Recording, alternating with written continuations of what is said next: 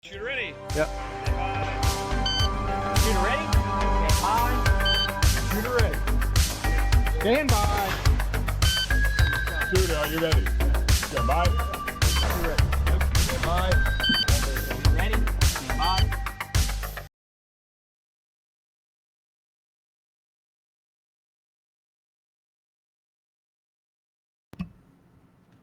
So we're just going to leave me out in the middle alone, I guess.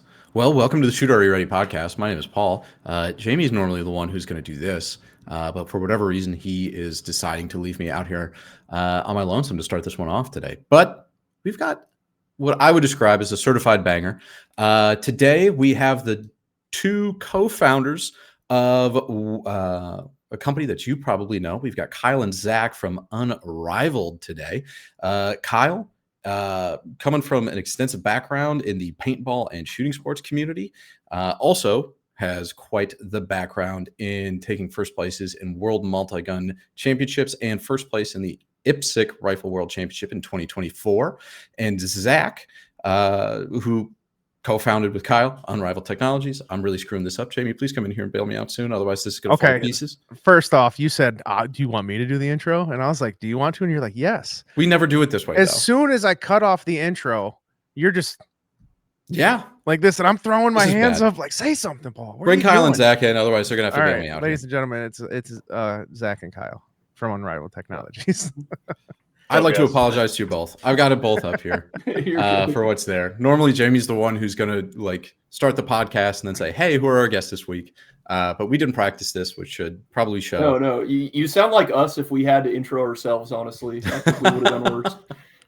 Well, yeah, you guys certainly have. You guys certainly have quite a few accolades, not only for being what I would say is one of the premier like muzzle brake proprietors in the United States right now, but also having multiple world championships, Red October championships, PCC national champion, Arizona PCC championship, which, as far as the states go, in my opinion, is probably more premier than, say, like a Wyoming PCC championship. Welcome. Thank you. I do add the Nationals was a IPSC Nationals that Max Grandis wasn't at, so there should be like an asterisk by that. Hey, a win is a win. Those people that follow PCC know. But anyway, yeah. So, and I've been shooting heavy at Red October since I've been shooting. So I don't know. You could say heavy's, I don't know, doesn't have that much heat in it. Yeah, but like. Then again, I've won overall before too with heavy. So I feel like, but that's not like showing up to USPSA Nationals and shooting single stack. Not that there's not heat in single stack, but I feel like with AKs, iron sights in the 7.62 is like, that's the AK, right? Yeah. Like the premier class. Like most AKs in the world are still iron sight 7.62. So there's something to be said about that. And, like you're Kyle Litzy, right? Like, I don't think any top shooter at an AK match is complaining that you're not shooting open against us. No. Yeah, it's just like I had to stick to my guns on that one thing. It's like that's why I got into shooting in the first place. So it's like when I go to an AK match, I'm going to shoot freaking iron sights and 7.62. So I respect that wholeheartedly because I've shot iron sight. I've sighted in my rifles that are iron sight. I've shot iron sights to have fun. I have never walked into a competition and checked I would do iron sights in this competition box. I always have some type of electronic device on top of my rifle, and I don't trust myself. Wrong with that. Nothing wrong with that. So I'm just comfortable with the irons. Like Zach knows, like I had a SKS when I was a kid, and that sight picture, like the Russian iron sight picture, is just very comfortable to me. Like even our, because I shoot for IWI, like I run a Galil now at matches, and respect. None of the peep sight or whatever the fuck, like anything you could put on a Galil worked for me. So I made my own sights, which are like the Unrivaled iron sights, and it's a AK sight picture more or less. It's like an open notch rear sight, and the front sight is just a post with a ring around it, but it has a fiber optic, so it picks up. But essentially, it's an AK, open notch rear. Yeah, I was looking at that earlier. It's better. So you answered one of my questions actually right off the bat, because I was going to say, what is this? because this is kind of like nothing I've ever seen before. Also, kind of having the fiber that's running the length of the iron sight, I think is again something that I've never seen before. So to kind of know that this is not only specifically for the Galil, but to more mimic some of the we'll call traditional iron sights that are out there, I think is very interesting. And there's a couple of videos that we'll probably get to here in a minute of you running this quick as well.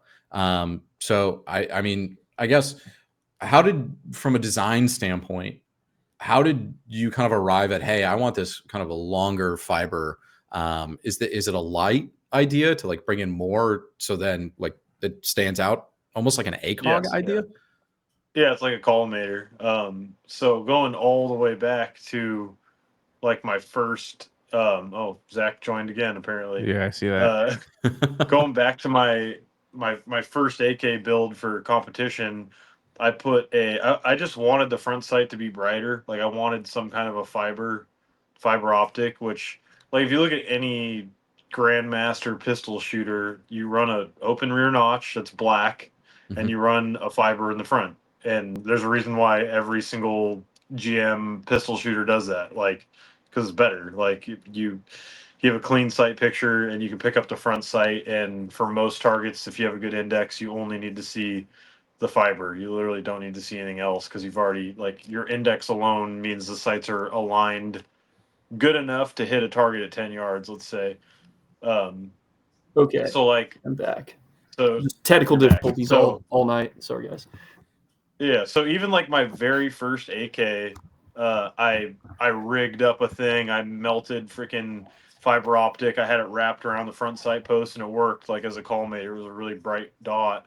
Fast forward to this Galil sight, I was able to like, bring that idea that I essentially prototyped on like, I just rigged up myself. I jerry rigged. Uh, I was able to make it in a way where the entire site was designed around it, where it actually has like a path that it's fed through. It's like special type of fiber optic that bends. It's held in place by two screws, and then the front sight itself has like a really clean hole that's the right size. So like basically you get this super bright red dot for a front sight that's centered. It's dead center in the middle of it. And then you get a clean black rear sight, like you would have on like a high-end pistol or an AK. And to me, it's the best way to do it. Like it's fast on close stuff. All you need to see is red, so it shoots like a red dot. And then when it comes to shooting farther stuff, I'm good at like using a open notch in the rear to get a good alignment, and I can hit AC zone at 300 yards like no problem, which is I think all that's really reasonable for an AK match anyways. Like they're not going to make you shoot a 8-inch steel with iron sights. That would be totally fucked. And for like I can easily get first shot hits all day on a 300 with that sight picture, and I can be fast on close stuff. So I think it's a cool design. And I mean, it hasn't really like I don't think that many people are even aware that we make them yet. And honestly, it'd probably be a good idea if I would have made them for like AKs and stuff too. But I just wanted to make it for the Galil because it's like, okay, I'm winning these matches running this thing, and it's like you can't even buy the like this crucial like you can go buy a Galil Gen 2 Ace, like they're great guns. People think that They're fantastic. oh they're fucking cheating because they got a Galil. It's like Oh, we're starting it's a that up. fucking AK, bro. It's an AK, Yeah. man. It's a machined receiver AK. It shoots like an AK, but it's accurate and it doesn't jam. That's Yeah. literally Which there's plenty of other AKs that are accurate and don't jam as well. There's no magic. Like Yeah. Yeah. left side charging is cool, but like I don't know. I'm still gonna win if I run an AK or I sound like conceited when I say that, but like I'm gonna win if I'm running any AK that doesn't malfunction and has decent sights. Yeah. But yeah, the sights themselves though were like an advantage, and so I wanted that to be out there so people could run the freaking sights, and they do. And then you got like Mario. I don't know if you guys know Mario. Oh, yeah. Owns Yeah. SOF. And I was like, I thought he was gonna run a Galil because he's like, hey, can you get me some of those? I'm like, oh fuck yeah, dude, I'll send you some. No, he cuts it off and like welds it to an AK sight block. So there has been somebody running them on an AK too. Yeah. And the Galil also makes sense because, like, what Kyle said, it's like it's something that he's using and he's using the Galil, so it makes sense to at least offer it so other people can buy this thing. But then also, if we're making something for a Galil made in the 21st century, it's like if IWI makes a Galil last year or this year, it's all going to be like the same barrel diameter. It's going to fit all the thing, right? And then AKs, it's just it's all over the map. There's nothing wrong with forcing people to buy a Galil. Yeah. I mean, and like I'm one of those people. Like I doubt I'll ever shoot. Never say never, but I doubt I'd shoot a Galil AK matches. I'm just kind of like I like shooting an AK, but being fair, like there's so much stuff you can do to an AK. You could make an AK shoot just like a Galil. It's all tricked out. So I don't really think like if you're going to say Galils are not fair at AK matches, then also having Mario or some other good builder build you up like a tricked out AK with every bell and whistle. Oh yeah, it's all about the same. Yeah. Oh, dude, I mean, I hope Jeremy's not listening to this right now, but like I've shot plenty of 5.56 and 5.45 AKs that shoot better than like a Galil Ace in 5.56. Actually, yeah, like if like the 7.62 Galil shoot really good, but like AK, but 5.56 or small caliber wise, like for some reason, there's something about the AKs they shoot smooth. I concur. Like I think everything else being equal, if I was going to pick a god gun for an AK match, like I just want to absolutely win 7.62, I would shoot a Galil for sure. Oh yeah. And then I would shoot probably like a 5.45 AK. That's really tricked out. Like I think that's the best. So if you were going to trick out a 5.45 AK, where would you start? Where it's like hey, like I'm gonna spend my money and I'm gonna do it here, and then kind of like going down the list. It'd be interesting to hear Kyle and I like our different perspective. For me, first of all, like the gun has to be able to hit what I want to hit, right? Before a good trigger, before muzzle brake, like it just has to be hitting stuff. So no accuracy issues, and then an accurate sighting system, whether it's iron sights or a red dot or anything, just an accurate sighting system that matches up where the bullets go. And then after that, I'd say a muzzle brake for sure, because I just think muzzle brake's the biggest difference you can make in how a gun shoots, just performance-wise. Like not like, hey, you're doing CQB or some other thing and you don't want muzzle blast, but just strictly performance, muzzle brake for sure. And then I think trigger would be my third. And like a lot of other things I would do, but those would be like my three absolute biggest things. Okay. What do you think, Kyle? Yeah. No, I agree with everything you said. And then one thing that would be important to me is that the recoil spring is light. Like, I think that a proper AK-74 does have like a pretty light recoil spring, lighter than like a normal 7.62 AK, but not all manufacturers do that. Some of them just throw like fucking whatever in there. Yep. Yeah. Like, so I would just make sure that it is a light 70, because just a stock 74 spring is good. It's going to feel like butter. Yeah.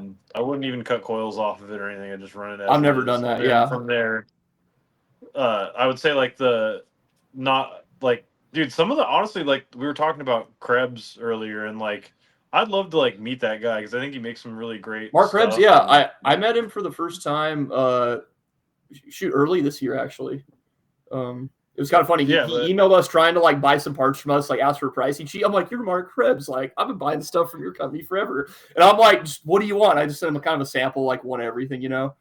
Oh, nice. Yeah, but it's maybe we can. I figure it'd be cool if we worked with him and maybe we make something. They're using, but anyways, like they at least made some guns with some of our stuff, because I think we sent them like some samples, kind of like one of each break, and then I think they bought some stuff from us. Actually, there's a M23 right here, and I have an unrivaled break on it. Yeah. And oh, nice. I love it.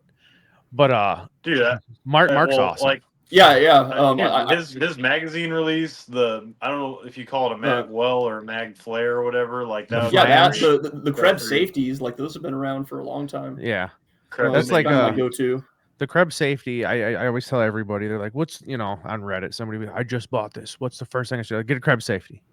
That's like my first thing. Is like get a Krebs safety, because I don't. And I even made the mistake of I took a rifle to a shop one day and I was like, "Look, I got your safety on here," and he stares and he goes, "That's not mine." I was like, "What do you mean that's not yours? It looks just like yours." He's like, "That's one of them damn ripoffs." I was like, "How can you tell just by looking at it?" But now I know. Now I know how to point one out, because Mark's like where that slides into the receiver. It's like a circled lug where the one I had was squared off. And he's like, right there, that's a cheap piece of shit. And I was like, he's like, get it out of there. Go get one of mine from in the store in there and put it on here. And I was like, oh, I'm sorry. I'm Nice. sorry. Yeah. But Nice. that's, you know, he just eyed it for about 2 seconds and could tell. And I was like, oh, wow, this guy's serious. But yeah, I have the pleasure of hanging out with Mark like at least every other Saturday. I go to his shop and mess around. Nice. And he's a wealth of knowledge and he's a hilarious gentleman in person. That's about the best thing I Nice. can say about him. And he's very, very smart. And it blows my mind. Just like I told you guys, I'm in construction. He had me milling something. He's like, go take a thousandths off of this. And I was like, a thousandths? I was like, what the hell is that?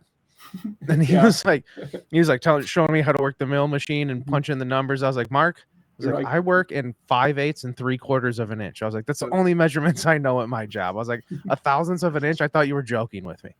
And he's like, oh no, this is real. And he'll just eye something up and just tell me, take, you know, this much off of it. And then it just fits perfectly. And I'm like, good Lord, dude. That's insane to me. How like dead accurate he is just by staring at something. But you know, that's what you'll get when you've been machining stuff like that since before I was born. Yeah. We're more in Mark's world, I think. Like a thousandth of an inch is just normal everyday stuff, and then if you start throwing fractions at me, I'm like, bro, I don't know which fucking fraction's bigger, 5/8 or 3/16 is bigger. I can't fucking remember. Like, yeah, 1/2, 1/4. Yeah, I had to do the can opposite. remember. Like, it's a good thing that we have Kyle to do all of our prints and everything. Because if I did shit, well, it'd be like a napkin sketch with crayons, but it would be like a 16th of an inch. You know, that's about as small as my mind went before like this stuff. Or like if I used a lathe, it would be like, oh, I'm taking off material until it fits. But like the precise one. I had to kind of retrain my brain to. See, I'm not like precise at all. I'm a hammer kind of guy. Give me the hammer and I'll make it fit. Yeah. Like me and Mark actually just put one of those mag ejection springs in this Glio we're building. And he's like, here, go take, 2 thousandths off of this. And I was like, there's a belt sander right over there. I'll just walk over to the belt sander. And he's like, don't you dare touch that belt sander. Go over to the mill and do what I told you. I was like, oh, okay. So he's very precision guy. Yeah. A guy like that lets you run his mill. Like, that's actually pretty unique. Most people would be like, shit, man, when I worked at Ford, like, it wasn't even my mill. I wouldn't let people use it. Yeah. Like, you're gonna fuck it up. Don't touch this thing. Yeah, well, Hey, before I forget, I was gonna say with the rifle build, I forgot one important thing that I think me and Zach would both agree on, which is like, this can not matter if a gun is built perfectly, but most of the time it does, and would be like tunable gas.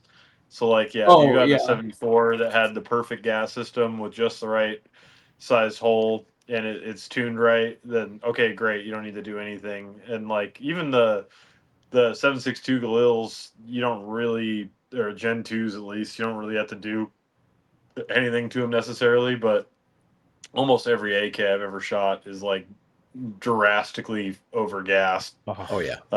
And like, I objectively, the better way to do that is a gas block that you can adjust, and you can use a K&S piston.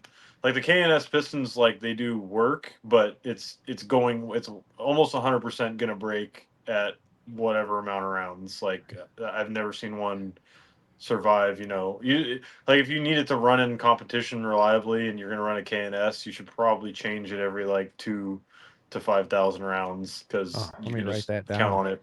Oh damn! Really? I got some coming up to that mile mark here. Okay. I haven't bought one in a long time. I think they've gone to a new generation, but the two that I have, they don't seem to be like consistent. When I say consistent, I mean like an AR-15. But an AR-15, it's like a sealed gas system. There's more going on. What I notice with the K&S is there seems to be a little fluctuation. Mm-hmm. And if you get your gun running right on the ragged edge, which isn't a thing that we like to do anyway, that's when I see people have a lot of issues. Yeah. Well, it's funny you say that, dude. Think about what it's doing. It's bleeding. Yeah, it's bleeding, right? The superlative gas blocks. We it's kind of the sold same so with many the gas AR-15. blocks for superlative gas, and their whole thing is like, oh, it has a bleed off setting, and we tell people, don't use the fucking bleed off setting. It does not work, because it doesn't. They're great gas blocks. Yeah. The bleed setting sucks, and like, that's what the K&S piston does. It bleeds. Yeah. So we don't really understand why, like, what's going on there. why bleeding gas is less consistent than restricting gas, but it just is. Like, we can tell you from countless experiences that on an AK or an AR, bleeding the gas is just not the way to go if you want. We're just adding consistency, variables especially- to it, right? Like gas won't always flow different, and I feel Right. like we're not trying to shit on those products. Like Kyle mentioned Superlative, we've sold a ton of blocks for Superlative because that's like we recommend those a lot. We're just like, hey, don't use the bleed off feature. Like just use the regular settings on it. And my best guess is like And most KNS too, they're good. yeah, Like, and, it's a and, good and thing. my It's best just- guess is like what they're making products for. It's for like a dude that has a stock gun that's really overgassed, and he's probably running it with a suppressor, so it's mega overgassed. And if you're going to bleed some of that off, and it changes, like instead of bleeding off like 35% of the gas, sometimes it's 33, sometimes it's 37. In a really overgassed system with a can, it's not going to matter. The gun's still going to work. But then, like competition nerds like us get a hold of it, and it's like, oh, I'm running this. I got a low mass system. I want it to be, just enough to cycle plus 10%, 20% more, and you run into issues. Have you Superlative KNS? Are there any other like blocks or like systems that you would either recommend or that you've run previously? Well, the KNS is for obviously it's AKs. Superlative. I don't think they make an AK product. For AR-15 right now, we recommend the Superlative or the Rifle Speed. Those are our, I guess, two favorite of a bunch of bad options for AR gas blocks. It's kind of like in the tactical world, a lot of guys hate adjustable gas, and I don't blame them because so many of these adjustable gas blocks have just been finicky over the years. And those two kind of stand out to Kyle and I. It's like the vast majority of guns we have, that's what's on it. If it's some adjustment system for an AR. I really have And liked within the next 6 months or so, it'll be our own gas block. So that's coming. Ooh, you heard it here first, or maybe Yeah, not, you're but you first. heard it Actually, here. no. Actually, I think it's the first time we talked about it. It needs to be shot a lot, obviously, to really make sure. Oh, I'm gonna get on the mailing list of that. Like you don't want to put a product out. It's like, oh, it's really good, and then when you hit like 11,000 rounds, that this happens. So we have to make sure that's legit before it goes out. See, now I'm interested because it's going to take time, but we're going to do one. I mean, as long as our testing goes the way that we're thinking it will, but I think it's going to be we're going to make a real nice gas block that doesn't seize up. AKs or ARs or both? So ARs first, and then I've wanted to do an adjustable piston for AK, because it's just the easiest way to swap it out. But that's farther down. Like, we have so many ideas, and we only have so much money, and it's like one thing at a time, So. So buy some muzzle devices and buffer tubes or buffer systems from. I mean, and it's also it's kind of like this thing where I think an adjustable piston, and Kyle has some really good ideas, can be done better. But then at the same time, it's like, hey, like we don't got any beef with KNS. They kind of have like a very established product, and there's also other ways. Like there's adjustable gas blocks for AKs now. Like TWS is a good one. I'm trying to think of another one of them. Doesn't why can't I think of it right now? Rifle Dynamics. Is that it? Is that who makes that other one? So they were installing an KB. Dude, one of my prize guns that I want. There's like 3 adjustable gas blocks now. I'm sure it's hardcore AK guys are going to watch this and be like, these idiots. Like, I know that this one. Occam Defense has one that's kind of like the more puck design that's out there. I have a Occam is in my current competition gun. The TWS seems really cool. I've been playing with that. I checked it out the last Clash Bash, and then Rifle Dynamics, unless they made any changes, they've had one for a long time. It's they have a front sight gas block and then a front sight adjustable, but it's literally just one screw. Like there's no detent, there's no locking. It's just one big screw that restricts your flow. So and you put red Loctite on it. I have that in a gun. It hasn't failed, but it's like one of those things. Every time I take out the gun, I'm like checking, is that screw still where it should be? If I really cared about it, I'd probably do something to secure it more.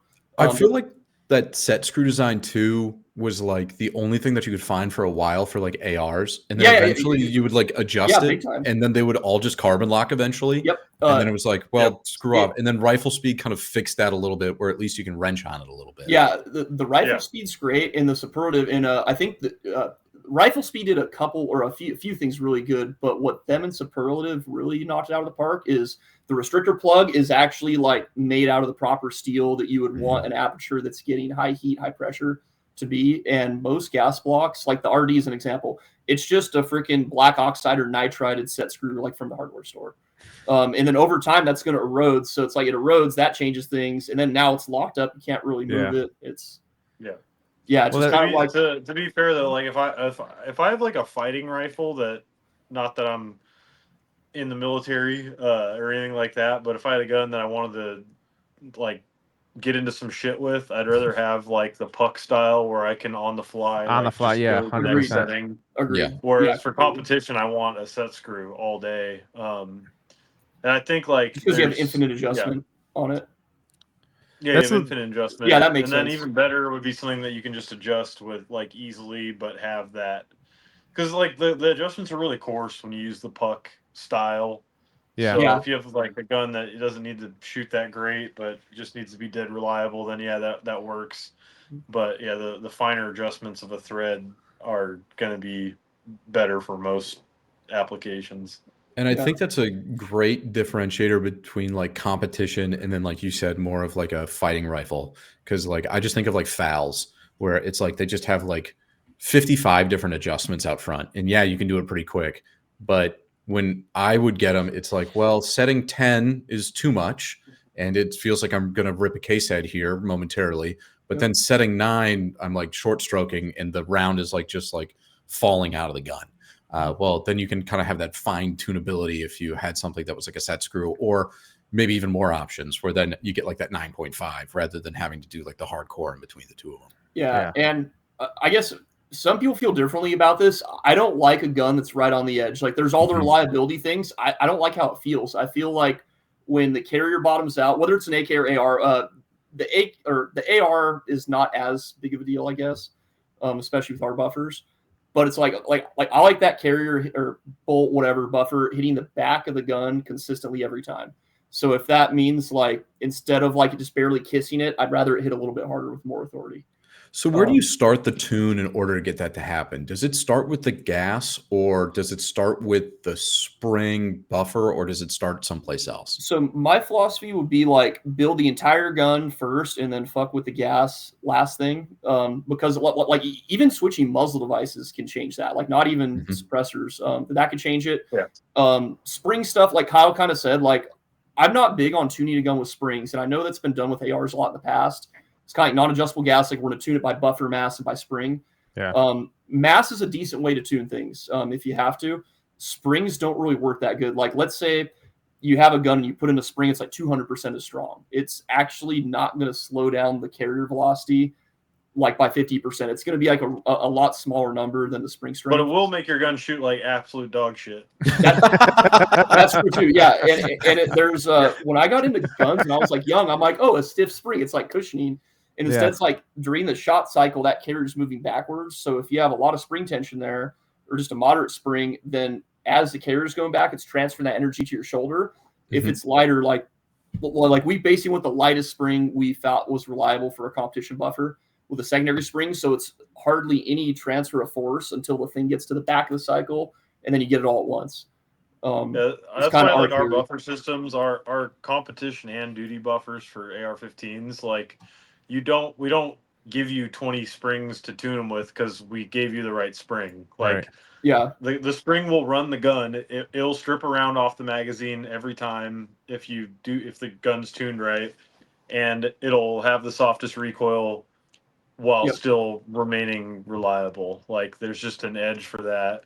And especially with AKs, it's like, man, it's really rare to have an AK have like problems stripping rounds off a mag. So like, I remember I did the same thing Zach was saying. I bought like the plus P spring. This is yeah, gonna be the fucking Super sick. 42 It's graded extra Mhm. power less spring. force, and then I shot it one. Yeah, it's funny. Dude, it's funny that, like we were pretty new shooters, and we shoot something like that one time. We're like, oh, this sucks, and then learned our lesson. But we have like high level shooters that we'll talk to this day that are like, I think it shoots a little better with this heavier spring. It's like, no, like it objectively does not. It shoots worse with your heavier spring. Like why are you doing this? Yeah, Stop and it. we're Dude, simplifying now we this have a little people bit. in Like there's some other PCCs.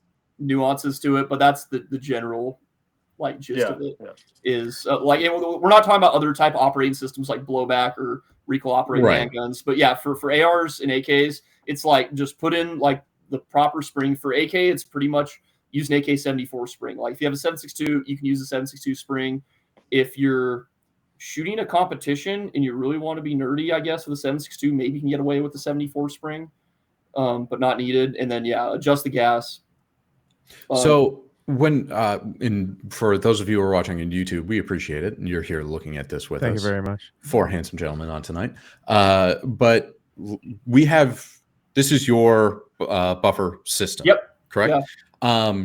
So 2-stage dead blow competition buffer Gen 2. Love to see iterations in development, obviously. When I hear dead blow, I think about dead blow hammers. Yep. Yeah. Not necessarily buffer systems. Yeah. So kind of walk us through how your design kind of, because I mean there's a lot of springs that are on here. I'm seeing 2 at least. Yeah. Just 2. Yeah. Okay. So there's basically a couple things going on that makes it unique. So you have your primary spring, which is on a guide rod inside of the buffer, like a JP is the original, right? The original captured system where. So the reason for that is that it's quieter and smoother. So we got that going on, right? Then add on top of that, we have a secondary spring. So that is working in 2 ways. It dampens the recoil bit by slowing down the bolt or the buffer and carrier before it bottoms out, but it also helps propel it forward, which gives you more reliable stripping rounds off the magazine. You have more force as you start to go forward in the critical moment when it's stripping around off the mag. And then the dead blow is that you see the orange body, and then you have the black thing just to the left of that. So that slides back and forth. It's held in the forward position by magnets. Which is just to keep that consistency when the gun's in battery. Like the weight is always in the same place when it's in battery. But that slides back, and then as the gun goes back into battery and would have bolt mounts if you didn't have that, that hammer weight slides forward, counteracts the bolt bounce, and that's like pretty crucial for the function of AR-15s. And I don't want to get into all the nuance of it right now because like we've learned a lot in this journey making these, but essentially the orange competition buffer works for any low mass carrier. Like it'll arrest bolt bounce and you could run it in full auto on like lightweight carriers. And then our duty buffer, which is out of stock because we're going to Gen 2 on that as well, and that's coming very soon.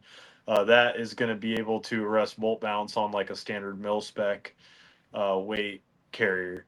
Um, so yeah, like all of our buffers, and the JP has its own style of a dead blow system. Like it has a bunch of O-rings, and there's things that we think that we've improved upon. It also doesn't have the magnetic detent system that holds it in the forward position. And then you have other ones like I'm not even going to mention who they are, but there's a bunch of other like captured systems, and there's even like That don't have death non-captured blow at buffers all. out there that don't have dead blow.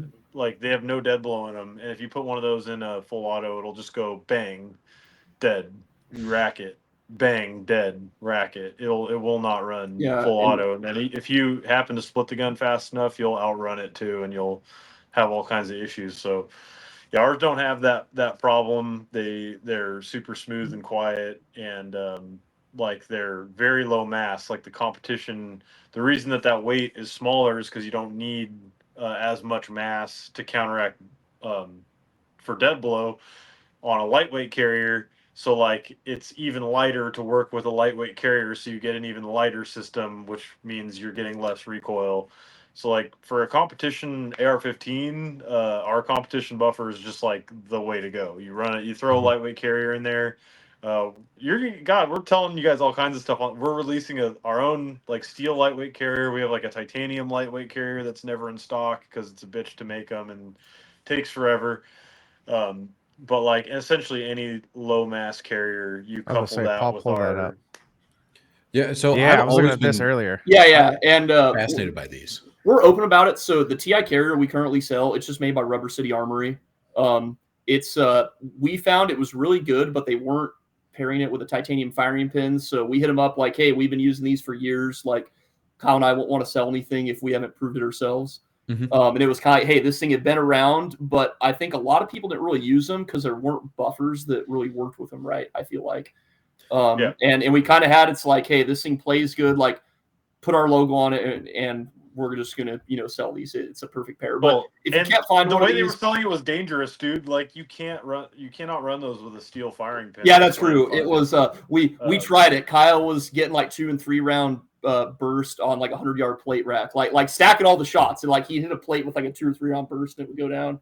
And is that because the steel firing pin would get stuck Yes. within the Yeah. titanium channel? no, So not stuck, No, it no, just no, carries inertia. So Oh, gotcha. anytime you have a light or a fast moving operating system, like almost every handgun has a firing pin spring in it, right? And like AKs and ARs are kind of like, not many guns don't have a firing pin spring. So that firing pin can just bounce around. If it closes fast enough, that firing pin, it depends on the weight of the gun. Like AKs, you don't really hear about it happening. The firing pin's pretty small in AK. It's not really beefy. So it doesn't have enough inertia to pop a primer. And also AKs, we're talking steel case ammo, not really sensitive primers. Yeah. In the AR-15, it's a free float firing pin. And if you're running, the full weight M16 carrier and a normal buffer, you're never going to see this. But if you start going to the extremes, like a real lightweight carrier, a lightweight buffer, and then heavier springs will make it worse. And then all primers are a little different too. Like I know the Federal primers, whatever compound they use is a little bit more sensitive.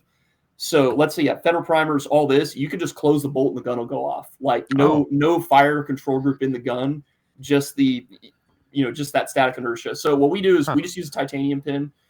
In my, or I think Kyle's spending too, any lightweight AR system, just put a TI pin in it, like $20-$30, and you'll never have to worry about the gun going off on its own.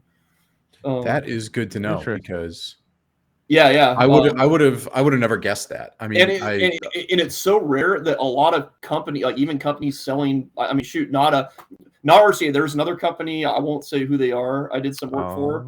They had a gun that was slam firing like from the factory, and we're just like, hey, just make a TI pin, like make a titanium pin, put it in. It's like, oh no, it's not this. Like you guys are full of shit. It's like okay, and like guns were built and shipped to customers that when people load guns, they will go off with the right ammo, with the right angle. Anyway. The issue is solved now. I was going to guess with the firing pin, so there's no like question. It's like here's the firing pin. Yeah. I mean that's a big part of it. Is like we'll never sell a titanium carrier like that light a la carte. It's always like no matter what you're getting a firing pin with it because it's just like whatever. And the TI pins that we're using, they're not weaker. They last. I mean, I'm still using the same one. So. I was going to guess that the company was SIG, but no, that company has said now something. It wasn't fixed SIG. that issue. Yeah, I think with SIG, it's the pistols going off when they shunt. With the rifle, I think SIG rifles usually just don't fire when you want them to. That's I don't know. Dude. I think Kyle and I talked about this week. We're kind of like, I don't feel bad with SIG. Like I've been bagging on SIG for several years. It's kind of like everyone like, oh, welcome to the party. Like this company doesn't do things right, or SIG USA. But I also feel like now it's being like completely like SIG sucks. The 320 is not a good gun. It's got some engineering problems. It's like, oh, if you have a 320, it's just going to go off like you're dead. Like, and there's so many tens of thousands of these guns out there. To me, it's just sorry. I've seen other guns go off in holsters without being touched. Those guns had been fucked with. But I'd also like to know like how many people fucked with the guns. I don't know. This isn't a whole thing of getting into the SIG design, but yeah, like the design itself isn't good. They shouldn't have done it, and they didn't own it. But I feel like they're getting bagged on worse than the problem actually is right now because of all those things. Dude, also it's like the first time I shot a 320, which was like I don't know, it must have been like 2016 or 17. I shot it and I'm like, oh, this thing's fucking gay. Like the bore axis is super high. Yeah. Like it has a ton of muzzle flip because the bore axis is so high. And the guy who worked on it, he's like, oh, this is the best trigger you can get for this thing. I'm like, okay, well, this is the best one. The trigger sucks. It recoils a ton. Like I don't like how it feels. Like I'm okay, cool. I've seen all I need to see. I'm never gonna buy a 320. And then fast forward to now, I'm like, you guys are still shooting these guns, and then it's like, just go touch grass, bro. Like, stop making memes about the 320. It's okay. Yeah, I just made it their entire personality. The 320 in the last like hating the 320. Yeah, there are meme pages that are going to get to be able to put their kids through college. Yeah, based off of the ad revenue from 320. I actually own a 320. I didn't buy it. Okay, let's just clear the air. Let's clear the air. Okay, I didn't go. You have to be... No, I won it in a raffle. If you know anything about me, I have a great hand in firearm raffles. But I just, I'll put $20 towards that. I won it, and I shot it in my first 2-gun competition, and I haven't used it since. And that was like 3 years ago. but now it's in my safe in my house, and every time if I'm sitting there watching YouTube and somebody's talking about, oh, the 320s are shit, they go off, it's like I feel like I'm in like an old Ren and Stimpy cartoon or something where I just sit there and I like slowly look down the hall like to where my safe is, and I can just picture that thing in there, and I'm like, you son of a bitch, you better not go off in there. And it's just I don't know what to do with it because nobody's clearly gonna buy the damn thing from me. So it sits there and it is never gonna get used because Yeah. I'm scared to touch the damn thing right now. But I never had an issue with it when I did use it. But You probably I had don't an want to be issue. seen with it. It's just like they made tens of thousands of guns, and it's also like these ranges are banning them now. I'm not necessarily opposed to it, but like, do you know how many unsafe handguns there are of all kinds of brands out there? And like those guns were probably safe when they left the line. Yeah. But it's like, man, most like, 2011s. I've seen Like people in the most competition club 1911s. where like I've even had people where I shoot their Glock, I'm like, that's really good. Like, what'd you do to it? And it's like, Timmy trigger. I took out the firing pin block, and I'm like, so your gun is now a single action. Like it's the Yeah. firing pin is cocked at all times, and there's no firing pin block. I'm like, this is worse than a 320. So it's like if facilities are going to police like what guns are safe and not, I feel like this opens up a giant can of worms, and it's like very reactionary. Like the 320s it's being total made today are bandwagoning. probably way Oh, better yeah. than 320s being made 5 years ago. And now all of a sudden everyone's acting like the gun is a problem. And it's like, I bet the SIG, like I know there's SIGs out there that'll go off, right, without the trigger being pulled. Probably very few. I bet they were all older model guns and not Yeah. even the newer ones. But On ranges where they're banning 320s, like, are you Yeah. going to drop test every 2011 that comes to your range now? So Yeah, that's it too, exactly. right? Like that's why they went to the Series 80, which we hate in competition. It's like I got CZs, I can go and I can tap the fucking hammer when it's decocked and make the gun go off. It's just it's like I don't know. There's all kinds of things, right? I've seen AKs from I won't say who, but it's not Mario or M13, but like high end AKs come from a custom builder. I don't know if you saw the video of this, Kyle, but a friend of ours got one, takes the safety off, the gun just fires 5.56. And it's like repeatedly, like you wrap the gun, take the safety off, and it fires. Oh yeah. So it's I've just like there's all kinds of just things That's a out feature. there, and I wish gun companies would be more responsible though, because a lot of them, it's like SIG, great example. They're probably, hey, if we just make this shit super cheap, and whenever some guy, like I've sent guns into SIG for service before, they just put lube on it, send it back to you, tell you it's fine. Yeah, we went and through it's it. like- I I'm remember like- you making a meme, dude. You made a meme like Yeah, years ago, and it was I like bet I the made red that and the meme green before, with like, the red and 2020. the It's- blue button. yeah. It's like it's SIG, man. Like when I got into USPSA, that was, at least in my region, it was all production and single stack. It's all anyone shot. So it was like I shot production with a Glock. Most of my friends bought was it GSR? It was like the SIG 1911. I think it was GSR. The Scorpion Desert Sand. Oh yeah. Shit. Like everyone had to have it. It was like half the guys I shot with had SIG 1911s and none of them fucking worked. So Isn't it incredible, just getting into USPSA a little bit, isn't it incredible how like production used to be like the largest class by it was far, huge. like everywhere, and now it's like if you see a guy shooting production at a local, you're like, oh holy shit, that guy's 80 years old. Yeah. I just feel like nobody shoots production, partially because I think there's been a little bit of a democratization of like putting red dots on pistols. Yep. And like it's also just kind of like, hey, cool, like one of our buddies, Big John, was like the first guy that I ever saw have a staccato. Before it was like cool, like staccato with an acro and an X300, daring, sir, incredible. And now that's kind of the Instagram build. But now it's like I go to some ranges and it's like a guy's a Nighthawk, and it's like we're in northern Wisconsin. What are you doing with a $6,000 pistol up here? And then you watch him shoot, and it's like you probably shouldn't have that. Yep. Yeah. Oh man. You got money, man. Yeah. And, it's funny you said that, because I think Kyle and I started like competitive shooting about the same time, and different clubs, but we're the same region of the U.S. And I just assumed it was because of the legal laws, like where we happened to be shooting at the time. It was like everyone thought 10 rounds, whatever, right? So at our club, it was only a few of the old guys shot 2011s, like old 38 Supers, like 9x25 Dillons and shit. And it was like production and single stack. And then I think it was kind of something happened in California where we just started shooting high cap guns and nothing bad happened. And then within a year, it was like at the club, everyone's just shooting PCC or open or carry optics. It was like, oh, like nothing bad happened. Yeah, We everybody get shut fucking down. said, Like, yeah, fuck this. Like we're just shooting competition. Like, Yeah. you guys are faggots if you arrest us. Yeah. Like, So let's go back in time a little bit because I'd like to kind of know where you guys came from and then also how you arrived together, creating Unrivaled.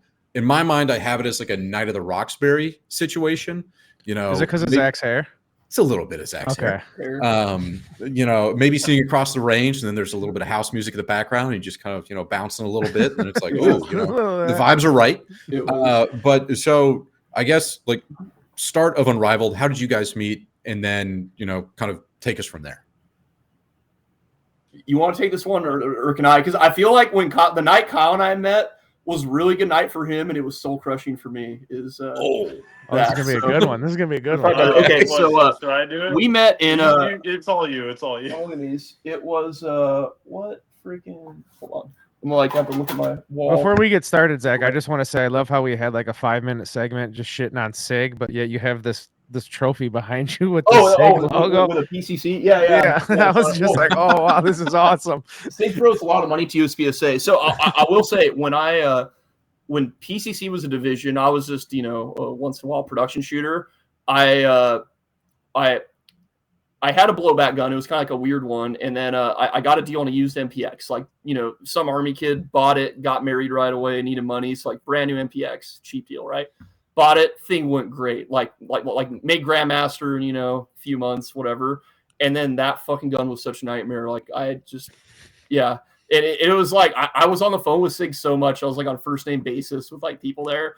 And it's like, It's oh, this Zach. happened again. It's like, guys, like, should my bolt carrier break in half at 10,000 rounds? Well, that's a lot of rounds. I'm like, it's 10,000 rounds at 9 mil. Like literally the gun stopped working and I pull out the pins, like the shit just came out in pieces. Yeah, it's Okay. But Anyway. back to how you met. Let's Sorry. hear it. Okay, so Red October, was it 2018, 2019? It was the first year I shot Red October. 28. It must have been 2018.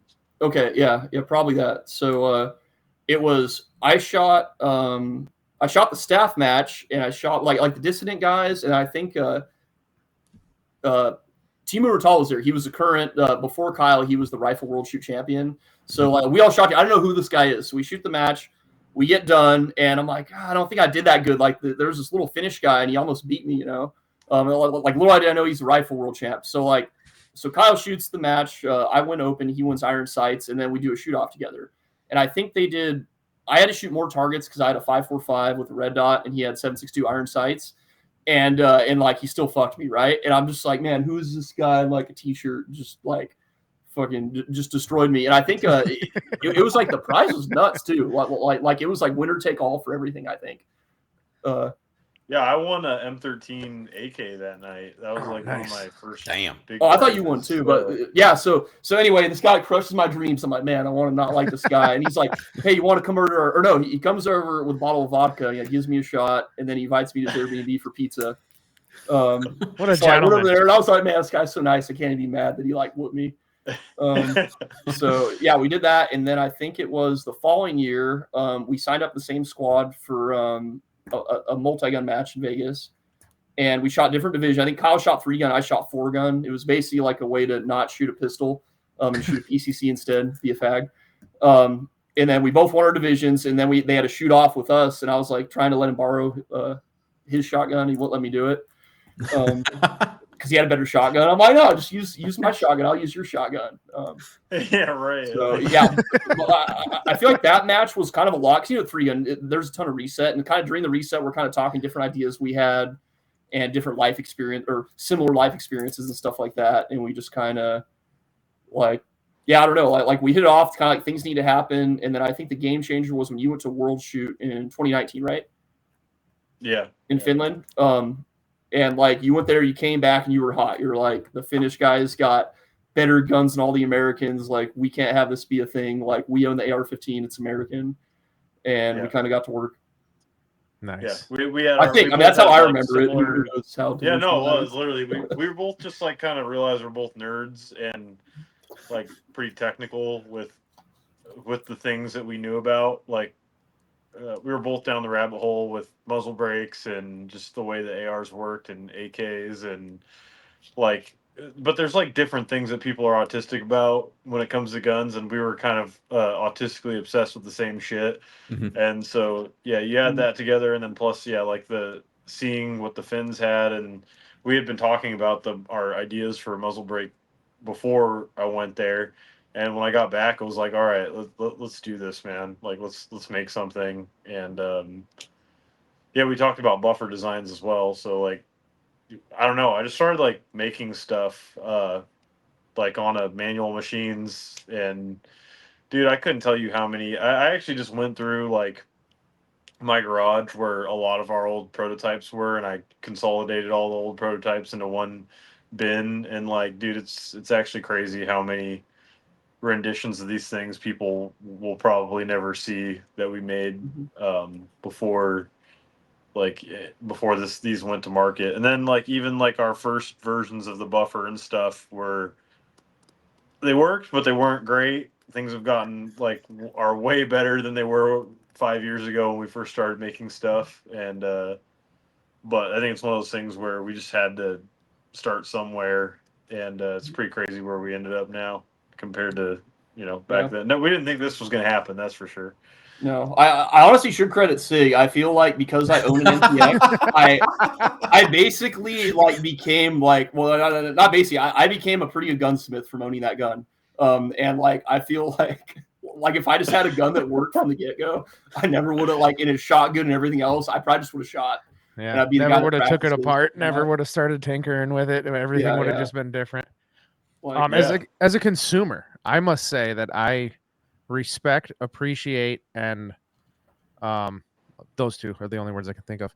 I respect and appreciate what you guys have done, because I don't remember where I heard about the Unrivaled break. I can't remember if it was Clay or somebody else, and I was like, I'm easily sold to. All right, I'll get that out of the way right now. Easily sold to. Okay, you can just throw something. This is the best ever. I'm like, shit, I gotta have two of them. And I bought one. Actually, I was looking for one to put on a WBP, and Kyle, if you're the person I was probably bothering on the Unrivaled Instagram page, I was like, hey, I'm looking for one of these. They're out of stock. Or it was something, and I was like, I asked a question. I think I was a cheap ass, and I asked for a discount. I'm not gonna lie. That's usually it's usually the first thing I do when I buy some. Hey, you guys got discount codes? But then nobody replied, so I just ordered it. And then you replied the next day, like, oh yeah, this, that, the other. Do you have, what other rifles you got? I was like, I got a Galil. And you're like, oh, you need this one.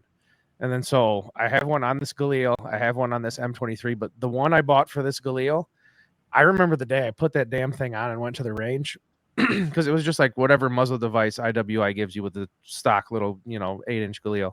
I was just shooting Yeah, it. it's And like a bird cage kind of. yeah, basically, yeah. And then I put that Unrivaled break on there, and holy shit, like the first round, I was just like, whoa. I was like, what did I just put on here? And it was amazing to me. And then I took it to a competition later that year, and it was like it's Thunder on the Tundra in Wisconsin, and like a lot of the stages are just smaller stages.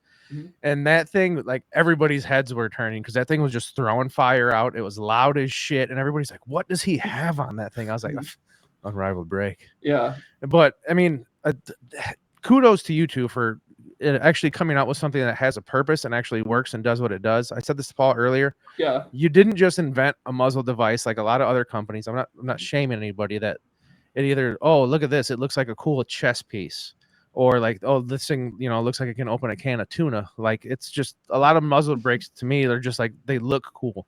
Oh, look, we did this, we did that. And I'm like, oh, okay, I'll buy it. And I'm like, it feels the same as my 74. Literally, I'm holding one right here. Yeah, I think it's a Spikes, like compensate, whatever. It's a cheese grater. Yeah. It doesn't. It's just It's fucking a just bunch of like- holes. Yeah. It doesn't do It's anything. just I like cheaper. our podcast. We're just going to call out companies and just take big shits on them. Whatever, dude. I'm not sponsored by anybody. I don't. Nobody. Hey, but like Beretta. it's this exact Suck stuff it. that we've discussed of like we're like, do they literally just model stuff that looks badass and be like, Yeah. here's our new muzzle device? But for real, like, you and- can just Google muzzle devices and you'll see Yeah. so much shit that looks appealing to the eye, but literally it's not doing much of anything. It just looks cool. yeah, But like, you guys came out with something that actually Yeah. like does something, like Yeah. seriously. And I was like, wow, like you take this little screw out. Oh, look, it doesn't shoot, doesn't jump up this way. I put the screw back in over here, and it works. It like actually it has a purpose and it works, and it's fantastic. it's So funny you thank you. mentioned Thunder on the There's a Tundra. lot to it too, like the like it's a two-piece design. Like a lot of people don't even notice they're welded together. Oh, I And noticed. the OG ones were threaded together. These ones are welded together. It's like an expansion chamber to make that system, like the tunability, actually work. Which is like objective. Like in our opinion, the tunability is more important than the rearward impulse. Yeah. Like we're Agreed. even sacrificing some of that gas we could have used to make it shoot soft. Even I mean, it already shoots soft as shit, but like even Yeah. softer. But we're using that gas to tune to compensate accurately, not just to compensate. Like most compensators out there aren't tunable, so you just like it compensates down. Generally, Yeah. they just all push the gun down. But anyway, sorry, what were you gonna say about Thunder on Tundra? So I shot that once. It was actually with one of the really early version, like prototypes of the UB brake, and the very first stage. This is like a handful of years ago. The very first stage, I think it was like it was multiple shots per target. I don't remember if it was 3 or 6. I think it was 5. And I'm looking at remember, Kyle, the prototypes. The wall was like half the thickness of it is now. And then one of the prototypes, we had a ton of holes. It wasn't just like, hey, at 12 o'clock at 1:30 and Right. 3. It was like just whole like Swiss cheese, and it's thin. And I'm kind of looking. I'm a little bit nervous about this, and I'm like, fuck. Like I think it's second target. I'm like 1, 2, 3, 4. Boom! It feels like a 40 millimeter. And then the rest of the stage, my gun's just kicking extra hard. I'm like, I know what happened. So I get done with the stage, and it's like, yeah, we find the fucking front 3/4 of the brake in the berm. And I'm thinking like, fuck. And I'm like, okay, so this is literally my first stage, and I'm like, do I keep shooting with this now illegal SBR because it was a 13-inch 5.56 pin and weld? So I'm like, fuck, this fucking gun's illegal. Like what am I to fucking do? Like I don't know anyone where I'm at, everything. And I was with a couple friends, so it's like, okay, you're gonna borrow someone's 7.62, and one of the guys in FFL, he's all, hey, dude, I'll take care of this. We'll ship to my shop, get it back to you, things. Anyway, Zach, of course, it was destroyed the hilarious. gun on the spot. He cut it in half with the Yes. I plasma do everything. torch. It was funny too, and then immediately. We're shooting, it's wet out, and I think 1 or 2 stages later, we're shooting a borrowed 7.62 with like I'm making all these excuses. It's my fault. The safety had this like kind of angled thing. So the stages, I don't know if you were there this year. You like this is like several years ago. I think you get a batter ram, you ram a door down, get an MP5, shoot some shit, dump it, and then like I think there was maybe a dummy you drag. It was like a bunch of shit. By the time I get to think, my hands are soaked, and I pick up the gun, I swipe down the safety, and my finger just yanks the fucking trigger, and it shoots this giant puddle of water right in front of the dump. So it's just like, it's like a grenade just goes off. It's just like mud and water everywhere. And I'm like, fuck. And I'm like, I shoot. I get done, and the RO's like, I think you might have had an AD. I'm like, oh, dude, I definitely did. Like, you should DQ me right now. I'm like, just give me a timer. Like, I'll help you out the rest of the weekend. Anyway, so yeah, my only major match DQ was it was because the brake blew. Forgot about that one. But yeah, that's a gem. But yeah, That's a we did gem. that, and then I think we made some improvements. We weren't sure, and then I put on a 7-inch barrel and like D16 and just started cranking on the thing, and blew up another one. And yeah, the design. Look at us now, dude. Clay did a full meltdown video. Like, yeah. Serious, this is why we tested everything. Yeah. Like I mean, that. we were breaking our we, stuff. with we normal broke a guns, lot of shit, man. Like but the thing is, Clay, it's like we don't know. Like we're gonna sell it. Some guy's gonna put this on like a Colt Commando full auto, or with the super safety. Which is interesting now with the do a proliferation. YouTube video melting down an AK with our brake on it. Yeah. But Thunder on Tundra is fun. We should go back there for redemption sometime. There you go. Dude, I've never been. I want to go. I'm on the match direction staff, so if you guys want to come, hit me up. Okay. Well, is it on the calendar this year? It's the end of September, so it's a little bit of a quick. It's a little bit of a quick turnaround, I know, but we can chat after this. Okay. I actually remember that happening because you were kind of the talk of the match for a little while. Where it's like some guy blew up his muzzle brake. I've never seen. Oh yeah, and he's like, even for flying, I tell Marco, I'm like, Marco, I don't got a good feeling about this. Like, and it was so like I should have brought some extra, whatever. It was. I remember that stage actually, because that was an ambitious year. I'll say that was an ambitious year where you had a lot of stuff going I was on. like, I've never heard of this match, and I go there and I was like, damn, they got props, they got stage guns, like it was cool. Yeah. Well, hey, happy to hear you thought it was cool, but also not happy that you. No. So, it was actually like, I don't think there was a better DQ experience. Like we had, I think, or that's the year I shot it. I think we had a squad RO, so he was like the 1 RO per stage. Yep. We had Jake Rillo. So it's kind of, I got DQ'd early on in the match. I got to just like drink and have fun with my buddies. Like we're staying at a cool place. And I just got to screw around. It was fun. I don't know. I had a good time of it. I don't know if it's better to DQ early in a match if you're gonna, or like. I think early. Well, for Get Kyle it out and of the right? way. Yeah, because it was like I'm not the kind of guy. I'm not gonna I've been DQ'd at locals. I'm not gonna leave. It's like, hey, give me a timer. Like, hey, the pressure's off. I can just talk shit to the guys in my squad, help out, whatever. I shot AK Masters this year in South Carolina, which is like a 20-hour drive for me, and it was my biggest fear. First time shooting this match, I was just like, don't want to run out of ammo, number one, and then number two, it was just like, I don't want to DQ, and 2 days, and it's like our second to last stage.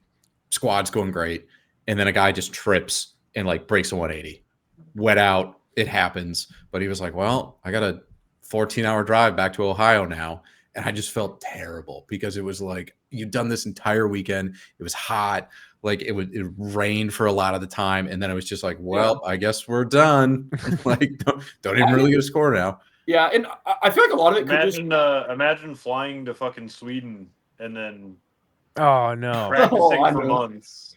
Yeah. Like my good friend Santiago, when we went to the Rifle World shoot in Sweden, it was like day 2 of 5 days of shooting, and dude, like, safety angles are usually 90 degrees. Mm-hmm. It was not on this stage. There was like cones that designated the safety area, and they were very strict. And it was a German RO who she literally said in the stage briefing, she's like, "We are very strict with the safety angles," and I was like, "Oh fuck." Like, with an accent like that, you don't fuck around, dude. Oh yeah, for real. And no, sure enough, Santi barely dude, it was not even a sure thing that he broke it, and she DQ'd him. But like, jeez, it's crazy, man. International matches, like, tons of people get DQ'd. Dude, like, how many people got DQ'd at PCC that's World rough. Shoot? So, well, I don't even know the numbers for this PCC World Shoot, but there was a lot of talk about that because they kind of dropped some rules on us. Well, at least it seemed last minute. Oh yeah, it's fucked. I like from you and I are on different squads. From what I saw, the match officials handed it like very common sense, like how I would have handled. I think our second stage, the first squad's wrapping up, and we see the last guy. He pulls the gun out of a port, so it like goes over the berm, but it's like downrange. They stop him, whatever. And the range master comes. Range master looks at the video and he's like, "We're not doing this." He's like, "Give the guy a reshoot. Don't call people for doing this." And like, at least from what I saw, that kind of set the tone of the match. Where, like, I don't know. At least I didn't see anybody. For some background on this, we just went to Czech Republic for the PCC World Shoot, and about a week before we flew out, they sent us like an email saying, "Hey, by the way, the safety angle includes over the top of the berm. You can never, at any point after the ready, point your gun over the berm." And that means, like, when most people like unload and show clear, like the muzzle goes up. Like, that's what I was worried about. Usually, you stay down range, but like, it was a real problem for. They ended up being chill about it, but it's like still. But they ended up being chill. Yeah. A couple people got fucked. When you ask me, is it better to be DQ'd early or late? I guess it really depends, like, on the situation, because it's like a world shoot. If I had to get DQ'd, I would want to shoot the whole world shoot. You know what I mean? Yeah. Like if you just want to go get the experience, but if it's like, hey, it's some match in the U.S. and it's like you can hang out and make yourself useful and stuff, then whatever. But so traveling globally to go to these shoots, what are some of the differences that you've noticed, maybe like culturally, at some of these matches that you've been to overseas compared to the United States? Like, is the quality of shooter better because, like, hey, you really have to engage in the sport because like laws kind of force you, where it's not like you can't just be a casual essentially, or is it, hey, it's still pretty out there? 100%. I think it was, I want to say it was like maybe 2017 or 18 or something like that. I was in Europe shooting like some IPSC match, and I'm the only American on the squad, and some guy just asked me, he's like, "Hey, is it true most Americans that own a handgun don't shoot competitively?" And like he didn't know. And I'm like, "Yeah, dude, like it's like one out of like thousands of people that owns a pistol actually competes with it." And he's like, "What do they own guns for?" I'm like, "Oh, like because we can, because it's cool to defend yourself. Because why not? To murder people." Like, I don't know. It's like just all these reasons to own a gun. But he was like, I couldn't believe it, And I guess yeah, but exactly what you're saying is what I've noticed is the barrier to entry. And it's different in every country, but the higher barrier to entry in general, like once it gets outside the U.S. for the most part, every developed country, it's hard to get guns. Like there's hoops to jump through. Like Czech and Poland are pretty okay. The rest of Europe, not as much. And I think that does. It's like I'm trying to think how to phrase it because I do not support gun control in any way. However, it is interesting to see how like their gun owners in general are just more skilled, like safer, more skills, just like all around. It does improve some things, but I wouldn't want to see that in the U.S. You know, like I like the fact that you can like a regular dude with $500 can walk into a gun store and get a Glock. You know, I think that's cool. Like we're America.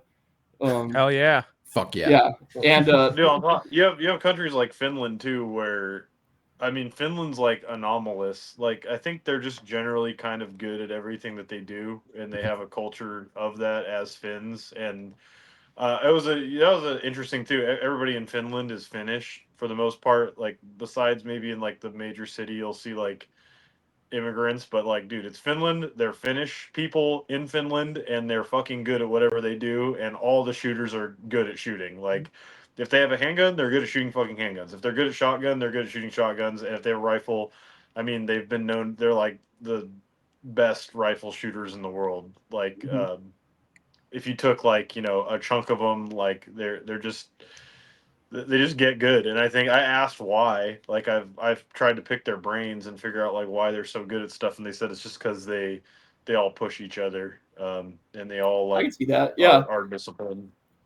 I can see that too, kind of like expanding across to like things like motorsport. Like they just dominated in rally forever. Partially, I think because they have like a barrier to entry that's a little bit higher in order to get like a license, where it's like, hey, you have to understand skid control at like 15 years old. And like they get them behind the wheel like early, but like they also just kind of have like a culture of like folk racing over there too, where they're just going through the woods. And then you have folks like Kimi Räikkönen that comes out. And I don't know that many Finnish people, but from the impression that I get too, they're kind of like not very flippant, meaning like they're all just very kind of like steady, which I think also kind of contributes to. Yeah. I think in shooting, I think having like a high degree of emotional control when you're behind the gun helps a lot. Yes. Yeah. And that's something that we actually talk a lot about on the here, because it's like you have a bad stage.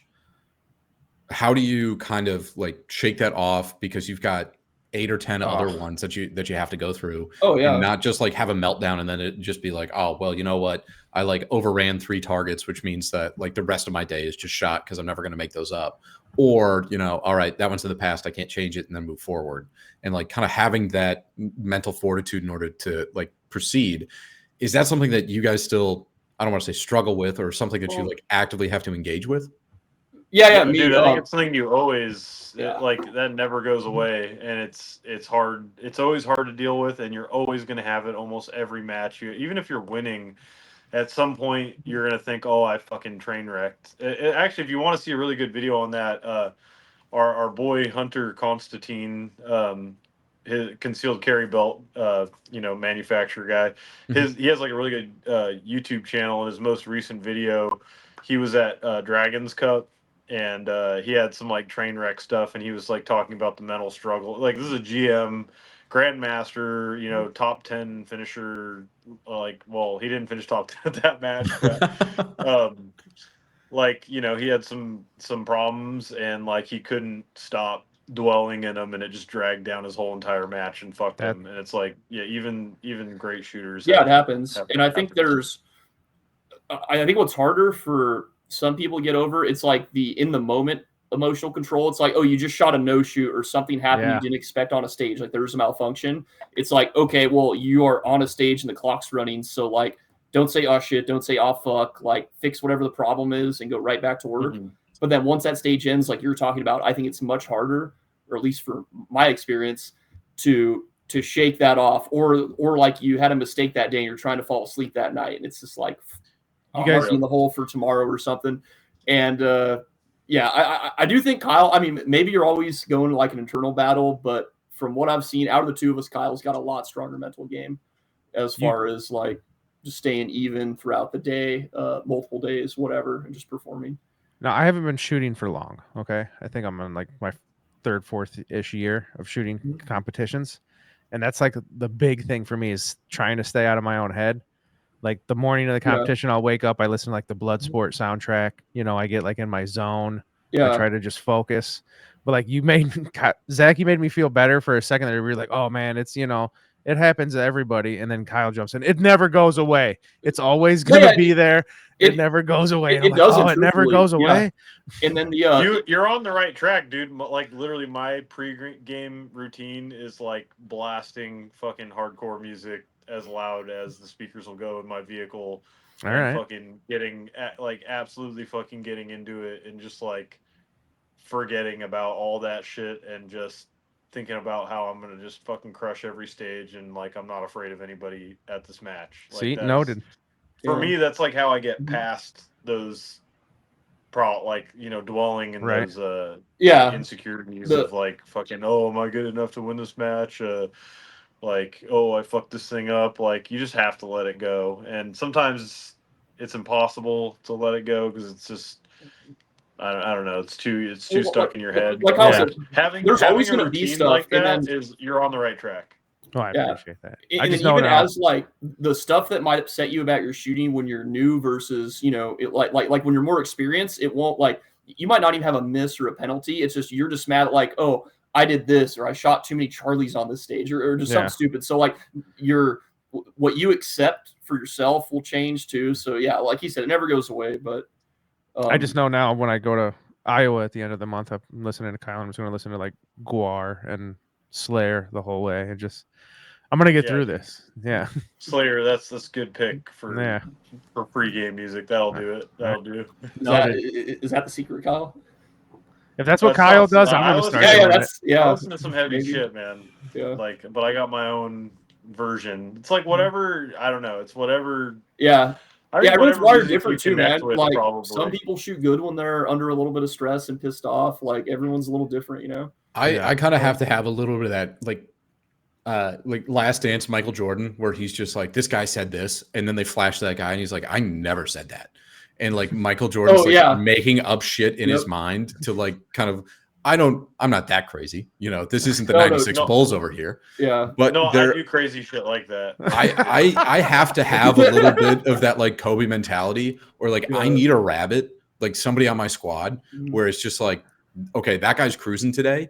I need somebody to chase, like or just like, and it's I'm a little bit of a crazy person, so sometimes I end up hating that guy at the end of the day. Never talk to him. But it's just like, I need somebody out there in order to kind of like push myself in order to go past it. When I was growing up playing tennis kind of around the country a little bit, my coach was always like, if you want to be the best, you got to play against the best. Yep. And like, there's like, I want to be on a squad where it's just like, hey, if this guy beats me by like a minute and a half, okay, well, then I know where I need to go next and like what good looks like. Because otherwise, I just feel like a lot of the guys that I've run into, it's like, man, I'm blowing people away at locals. And it's like, okay, dude, well, go to Arizona where these guys can shoot outdoors year round. Not like us in northern Wisconsin where everybody November hits and they're like, oh, let's go shoot bullseye inside. It's like, okay, well, that's no fun. But like go to Arizona where these guys are like, their local matches are like our majors up here. And like the difference in speed that goes along with that. Oh, yeah. Yeah. Yeah. Paul, no, carry me for 1 second. I'll be I right think back. both of you guys have good routines. Like him talking about how he, he has music that he listens to on the way, kind of gets in the zone.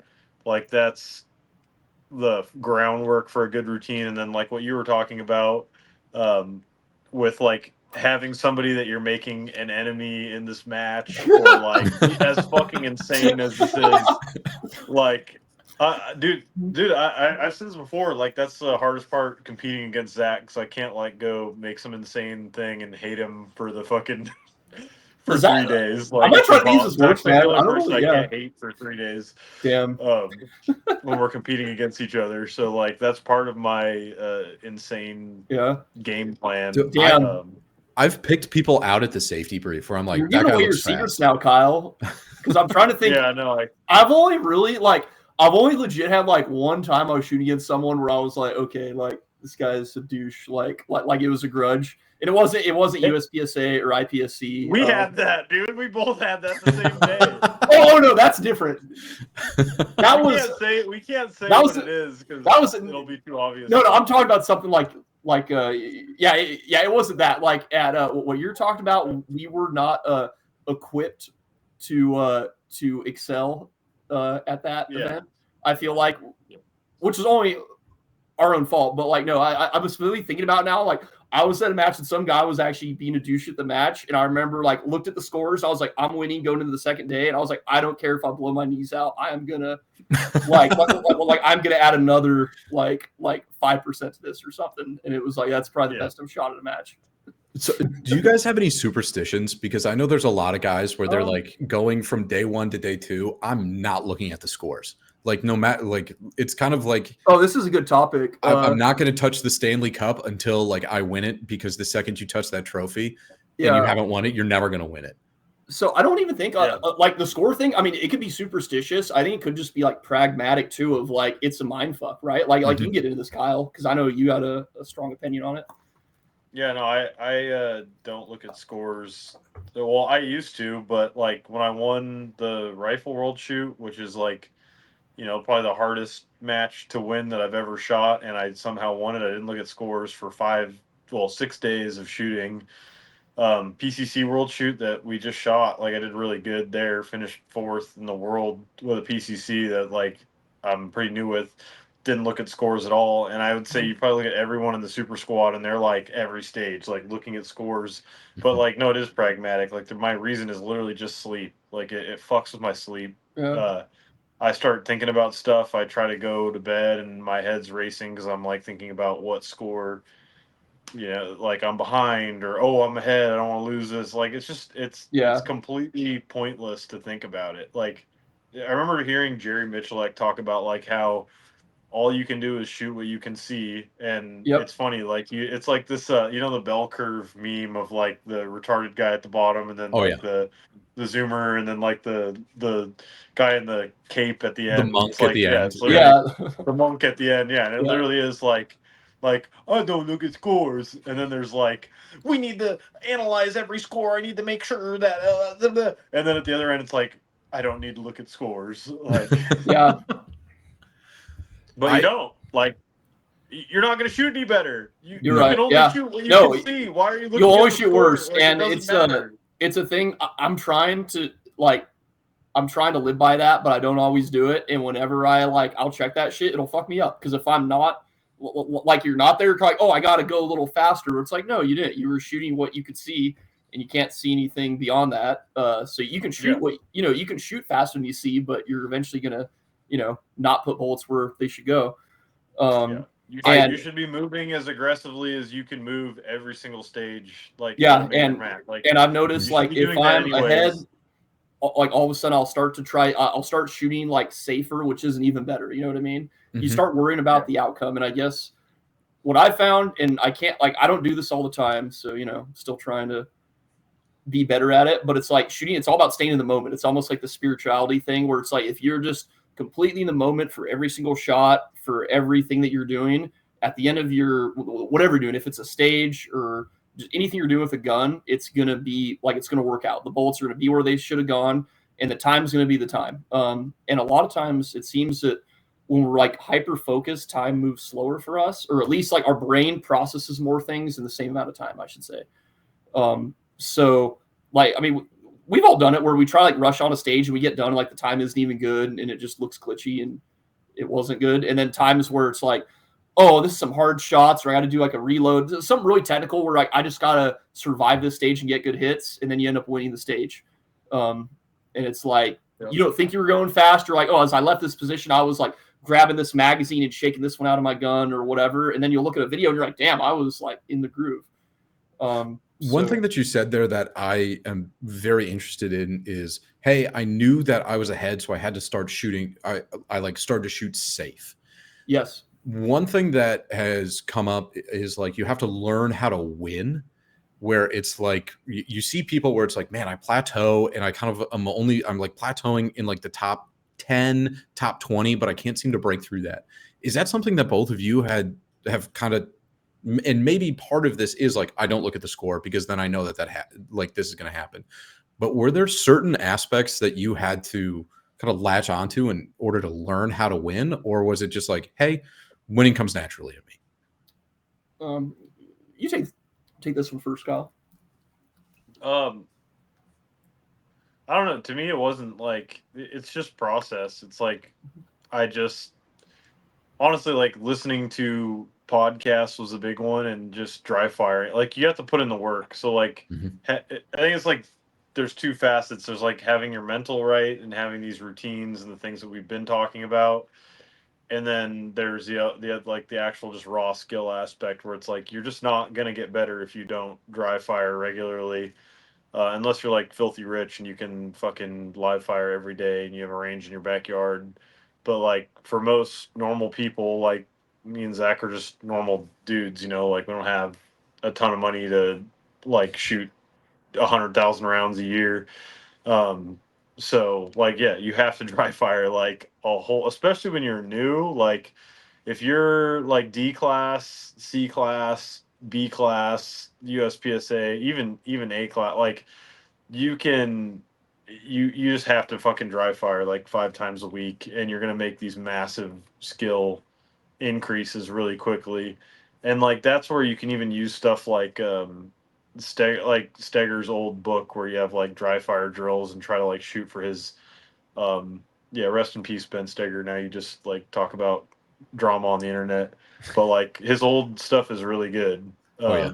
Like you can try to aim for those times, and like you have something to work towards. It's like pretty concrete. And then like as you get like when I'm dry firing now, I don't do any of that shit. Like I'm just shooting mini stages and like isolating like skills, or even shooting like fucked up complicated stages where I have to like shoot in my kitchen, bathroom, and living room and bedroom all in one drill to flow through it. But like early on, it's just really easy to make those like skill level gaps. And it's funny, like the stuff we've been talking about, where you're like asking about looking at scores and like you know mental prep on the way to the range, and so that's like higher level stuff. That's stuff that I think it's good to be thinking about it when you're newer and like start establishing like the groundwork of like this is my routine.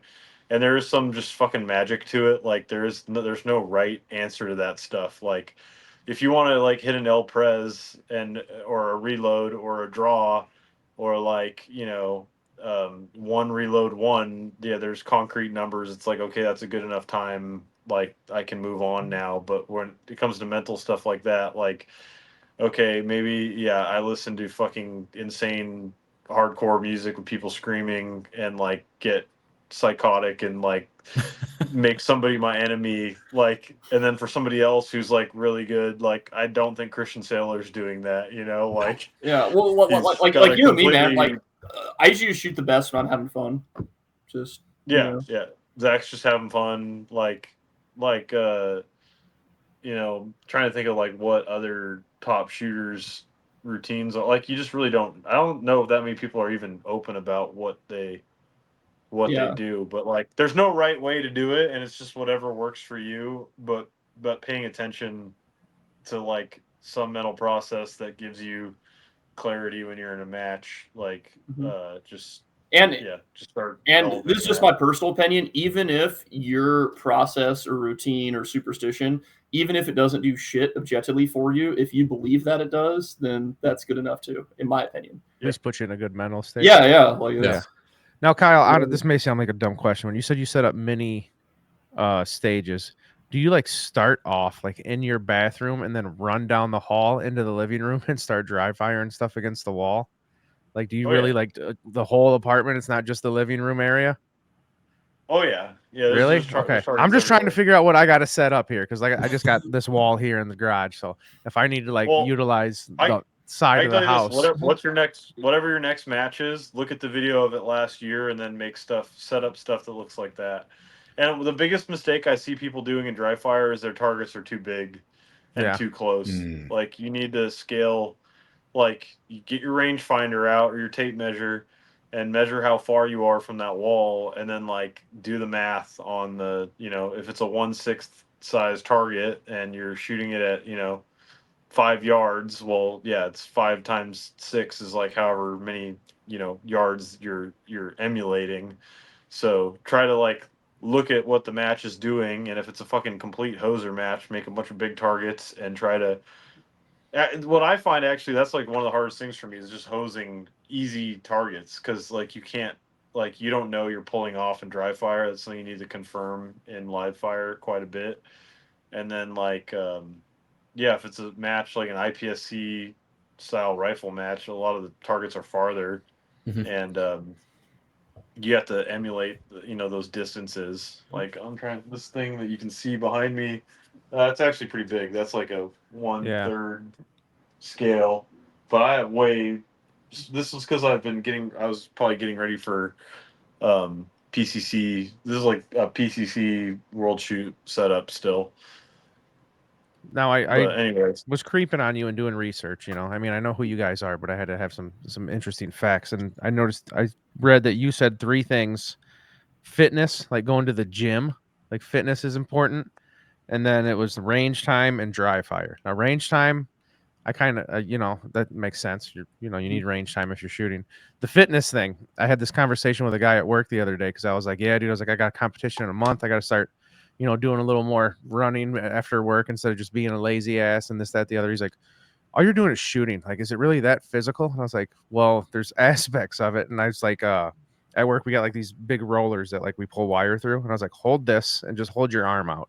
And he's like, okay. And I was like, no, there's like a hole in it. And I was like, look through the hole. And he's like, all right. And I was like, is your arm staying still? He's like, basically, he's like, all right, now run down the street and come back and do the same thing and just try to hold like your arm straight. That's like, the weight of a rifle. Like you're trying to hold a rifle after you're out of breath from running from here to there. And he's like, okay, Yeah. okay, now I get it. I just imagine you just standing there shooting things. I was like, no, you got to run around and like get yourself exhausted and still like maintain, like you can hold the rifle steady while you're breathing heavy and try and, but I get that. I get it. And that was like the 3 main things. So there's, fitness, dry fire. I don't dry fire enough. I'll be honest. I don't. Me either. It's cool. Most people don't. It's cool. A lot of people don't. A lot of people don't. I get yelled at all the time by my buddy Tommy. Yeah. There was a point in time where he would text me like every day, did you do your 15 minutes of dry fire today? I'm like, no, Tommy, I didn't. He's like, you got to dry fire, dude. You got to dry fire. And I think this could be my opinion because I'm I'm pretty lazy when it comes to dry fires. Kyle knows. But I feel like when it comes to like I'm sure a good amount of your audience, but just like, like most people got families, like they have all these things to go on. And 15 minutes a day really is not a big commitment at all. Like if you carry a gun for a living, that's, you should do that. But like if you're just some casual guy, like you go shoot, 1 match every month or something like that, and that if you're not into it, it's almost like if you have a friend that's like super overweight and it's like you don't want to tell them, hey, you just got to eat chicken and broccoli and go lift weights 5 days a week and run 5 days a week. It's like, no, just be like, hey, just cut this out. So I guess it's important to handle your gun. Like, I mean, obviously dry fire, if everyone could do what Kyle did, that'd be great. But it's like, be familiar with your gun. Like you see it out there at the range. Like people are just loading, making ready their gun and they're not really too familiar with it. Or they have, if you shoot enough, you're going to have malfunctions. Doesn't matter how good the gear is, the ammo. Shit happens. Like all of a sudden you get in a weird position and you got your ejection port up against a wall. Right. Or like just whatever, like Murphy's Law. And I feel like just being really familiar with your guns is important. And dry fire is probably the best way to do that. But it doesn't need to just be dry fire. Like if you're at your desk and you just got your gun sitting around and you play with it every once in a while, it's not a substitute for dry fire. But I think a lot of people can get like the returns are a lot for someone that doesn't shoot a lot and go to the range a lot. And it's not this, hey, you got to commit to this whole thing, Right. Working from home actually has probably been the best thing that's ever happened to my competitive shooting, because it was literally like, well, I get off a call. All right, here. And then I had targets that were just like arranged like over the top of my screen. And then it was just like, okay, I'm going to run through quick 6. Okay, on to the next call. A little bit different when I'm in the office now because it does scare the people across from me. I was going to say, you leave your webcam on. It's like, don't come to the office tomorrow. You just get off an angry call and they just see you like, oh, right. Just shooting above. Put in an incident. Yeah, exactly. Exactly. Yeah. It's really, I mean, like I will tell anyone that I'm on the range with, like if I'm teaching people or whatever, it's like go dry fire. I just don't always practice it. But it's like if you go shoot your local match, like how many seconds do you really get on the clock by the end of the match? Like, Yes. you know, Yeah. 100 seconds or something, and it's like, cool, you just spent, which like it's a good thing to go shoot a local match, but it's like, hey, you just spent 6 hours of your Saturday, and your gun was in your hands for 100 seconds. You know what I mean, or whatever, making ready. But it's like Right. you can get 100 seconds of transition time in 100 seconds at home. Like I you can get never thought of it 10 like minutes that. of And that's it. pretty So- brutal. And it's really because it's like we go to the range, and it's like if you're shooting competitions, in my opinion, like that is what got me way better at shooting, because it's a competitive environment. You're Yeah. also just with other like cool people that have knowledge about guns, right? Mhm. So it's like, even if some guy's brand new, he might know something you don't, so it's fun. But yeah, like you really don't get a lot. Like, you shoot your 5-6 stages. Yeah, so There's a It's local minimal. IDPA league, and I know I don't shoot it anymore. Hey, but, it's shooting, man. Like there's a lot of things I'd rather do than IDPA, but I'll go to the match if that's all that's going on. It's like 4 stages on like Tuesday night, and I just remember I looked at it one time and I was like, I shot for 24 seconds tonight. Yeah. Like Yeah. that was like the total time, and like first place was like 18 seconds. It was like, dude. Yeah. What else could you do where it's just like, yeah, I played a basketball game in 18 seconds. That's like, so somebody took half a shot. Like it's kind of wild to think about like the total amount of time that you're actually spending out there doing it. That And never like the clicked one- till Zach just said that to me. Like, yeah, I'll drive 2 hours to go to this competition. There's 5 stages, and then I drive 2 hours home. So like you just said, 7 hours out of my Saturday, I shot for a whole 8 minutes. You Yeah, know, I mean, I don't even remember what the total times were for World Shoot, Kyle, but like it was probably something like that. It was probably like 100 seconds a day. You know what I mean? Yeah. Jeez. Yeah. That's wild. Or probably less, honestly. I think Less. But I don't know. So like you go there, you shoot for a week basically, and like I'm just pulling the number out of my ass, but there's 500 seconds on the clock or something. And it still is like competition's good because you're. No, you're probably right. Like 100 like, seconds a day sounds about right. That's like, wild. I'm hesitant to use the word stress, but it's stress, right? Like there's a timer that goes off. Oh, yeah. It's like, I don't care who you are. If you're brand new or you've been doing this for a decade, everybody loses a large amount of IQ points and that timer goes off. Oh, 100%. That's why So it's this definitely good to podcast get is like practice this. like in that zone. You know what I mean? Where it's like time is, the time, like the hourglass is just down and, you got to make it happen. That's a good thing. But yeah, like unless you're doing dry fire and live fire to supplement it, it's going to be a long road. So I've got a couple of food questions now, and they're not going to be quite rapid fire, but I have a slight obsession with a drink from Finland known as long drink. It's Kyle? It's I have one in my refrigerator right now. So I get the sampler packs. They've got long drinks that come in a black can where I'm at, and they're literally just called long drink. I don't even know if that's what they have in Finland, but I want to believe it. Are they into it too? Like, because it's yes, it's literally what is everywhere, this? and they're delicious. They are. It's like great. It's like a grapefruit. Well, there's different fruit flavor, but the traditional one is like a white grapefruit, and I think it's a gin. Yep. And some other stuff, but like, man, it is delicious. So like 5.5% alcohol, and it was invented for like this Summer Olympics or something that were held in Finland. Like the government in Finland made it. They're like, we are going to make a drink because we need to be able to get everybody drunk, and we don't have anything that's going to work, and we need to make something that tastes good. And basically, the Finns all were just like, yeah, this is dope. This is our thing now. Oh. And it's like, it's not usually something that you get like as a mixed drink. Like it comes in a can, you buy it in a can, and there's like, they all taste almost the same, like all the brands that make them. And there's a bunch of brands make them in the US now, but no, they're fucking delicious. Because I had 2 peach ones before we started. Because the peach is my favorite. They just came out with a pineapple that is also in my refrigerator right now. But it's the only thing that I drink anymore. I'm from Wisconsin. We probably have some of the best beers in the United States. Walked right past them. Where are the long drinks? Shit. I love going into a bar. Amazing. I'm just like, I want to go to Finland because I feel like they just have like, it's kind of like getting a Guinness in Ireland compared to getting a Guinness in the United States. Like it's just infinitely better. It's just like from the tap. There's something about them too. Like the ones in Finland, there's just like this slight thing that it was better about them. And when I bought them in the US, like when I got back, I'm like, okay, like I got to get these things because they're amazing. Yeah. I'm writing this down. You can get them. So they come in a black can, and they're like 9%. And I took them over to a friend's house, and I was just like, hey, like we had a lot of long drinks before. You got to respect these. You got to respect the blacks. Otherwise, they're going to sneak up on you. And he was like, no, that's going to be fine. 4 hours later, he's passed out on the floor. Because six of the LD heavies, they'll put you down. But I love walking into a bar and just being like, hey, do you have any long drink? And they're like, long drink? It's like, yeah, that's exactly. Just say it louder and slower back at me. That's what I wanted to happen. Yeah. But I feel like, because Finnish brutality, I've shot a couple of brutality matches, as I believe you guys have too. Finnish brutality is obviously up there on my list, but I feel like I would get to Finland and I would get off the plane and they would just have a big banner for long drink. And then I'd pass out in a ditch because I would be like drinking them directly from the tap and I would just never make it to the match. So I'm happy to hear that that's acceptable behavior at brutality matches. Zach's a brutality match champion. He's won many of them, I think. Hell yeah. I won a I've couple. never shot one. It's cool. The you can get drunk those, right? Yeah. Makes it more brutal. That would be a pretty brutal stage. Like everybody meet in this room at midnight. Everybody gets blackout drunk. Be on stage 5 a.m. You know, that's straight how you fight, as they say, right? It's part of my routine. I need to be hungover, otherwise I can't shoot the match. Yeah, they'll probably actually make you do that.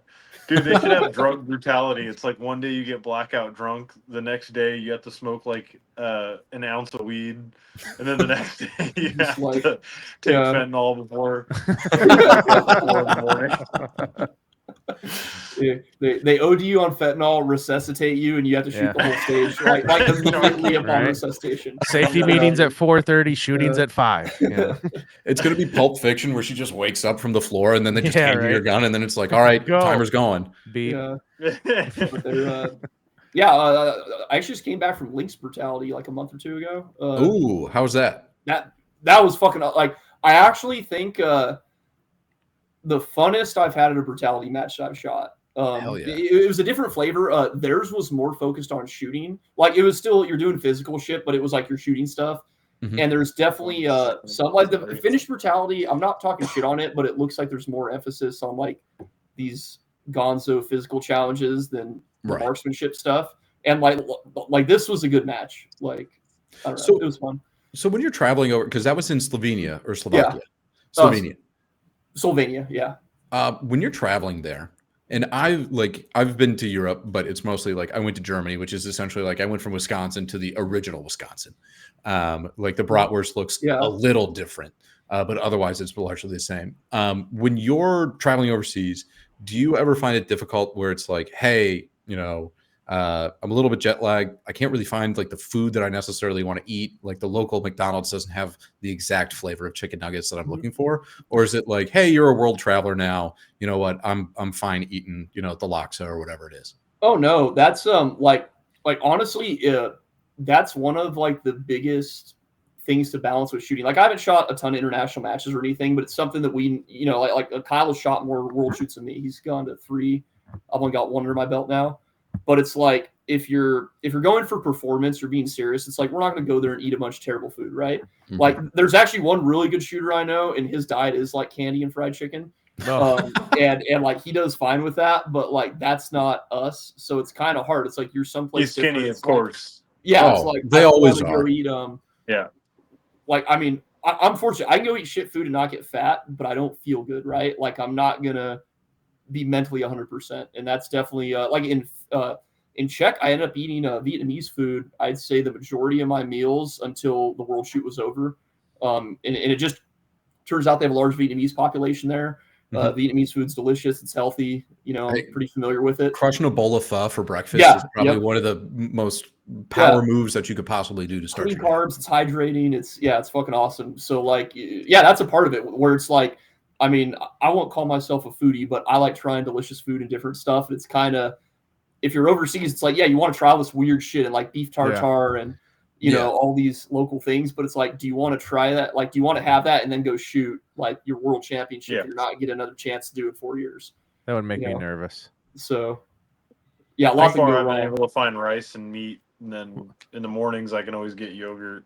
So, like, I have a pretty consistent diet. It's like yogurt and granola in the morning, and then like if I can go out after shooting, I'll eat like whatever good stuff I can find out there, and then if I need to go, like most days, you just go straight back and you don't have time to be fucking around. So like you can always find rice. I think anywhere you go in the world, you're gonna be able to find rice and meat. So That's true. Yeah, It's exactly what I like, did can't go last wrong. month. yeah. But these two, stir fry it up. it's also a trade-off because I think of like some of my favorite times in shooting. It's like it's not necessarily in the shooting. It's like having a good meal with people you meet afterwards, right? So it's this balance. And some people are more serious than me. For me, it's like at the World Shoot, I was pretty serious. Mhm. Like if I go to a national semi, like other than that, like if I go to any AK match, I don't care if it's Red October or anything. It's like, yeah, I want to perform well, but I'm going there to have a good time with my friends, and make new friends. So That's about it's- half. it's like a balance, right? Like if you're a monk, it's like kind of Yeah. what's the point of living? I mean, it depends what your goals are, but Yeah. I don't know. Yeah, I definitely kind of feel, at least because Jamie and I go to a lot of AK matches. That's what we primarily shoot, and I feel like 50% of the participants are like very focused, like, hey, I want to do well. And then the other 50% are like, well, I got this rifle. I Yeah. guess it's zeroed. Oh, I yeah. bought 500 rounds on the way down here, and I'm in like a Yugoslavian wool uniform, and it's 96 degrees out.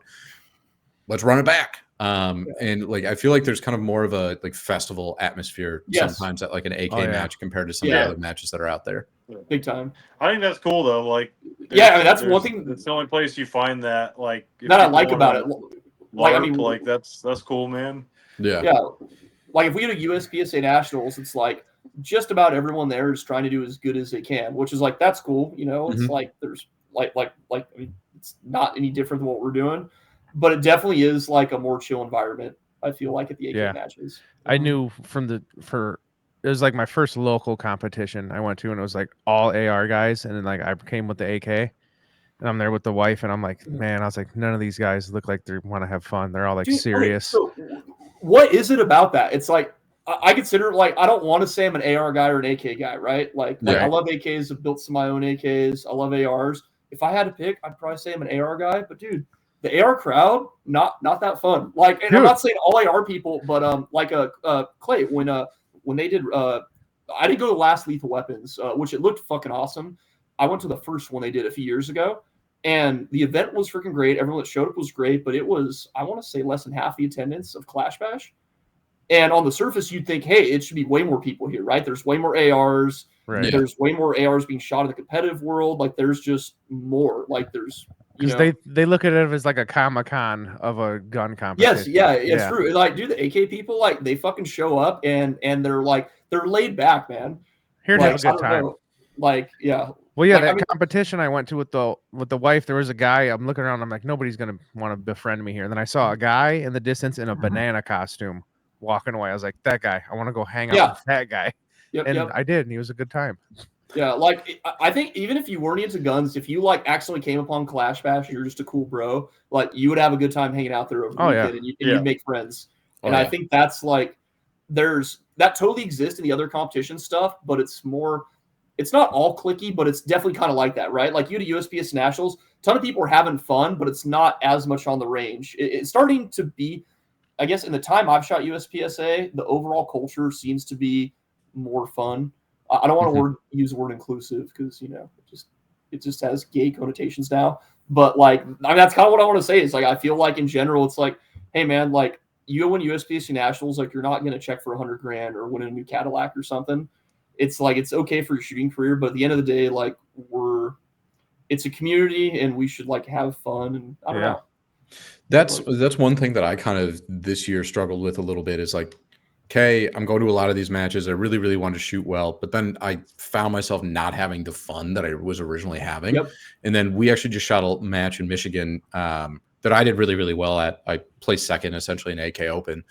But the reason why I did was because I was having more fun. Yep. Like it was like I was shooting a lot more loose than what I had been before, where it was like, no, I have to do this. And like, nobody talked to me beforehand, or like, like I could focus in, but then it was kind of like, okay, let's transition out of this. Let's talk about what's going on. Okay, what's going on over here? Let's walk around a little bit more. Yeah. and like we stayed at like a terrible motel the night beforehand. Hell yeah, we did. The Woody Z, shout out. If you're ever in Yeah. Caro, Michigan, do not stay there. What was the, or do. I'm not the boss of you. What was the price per night? 100.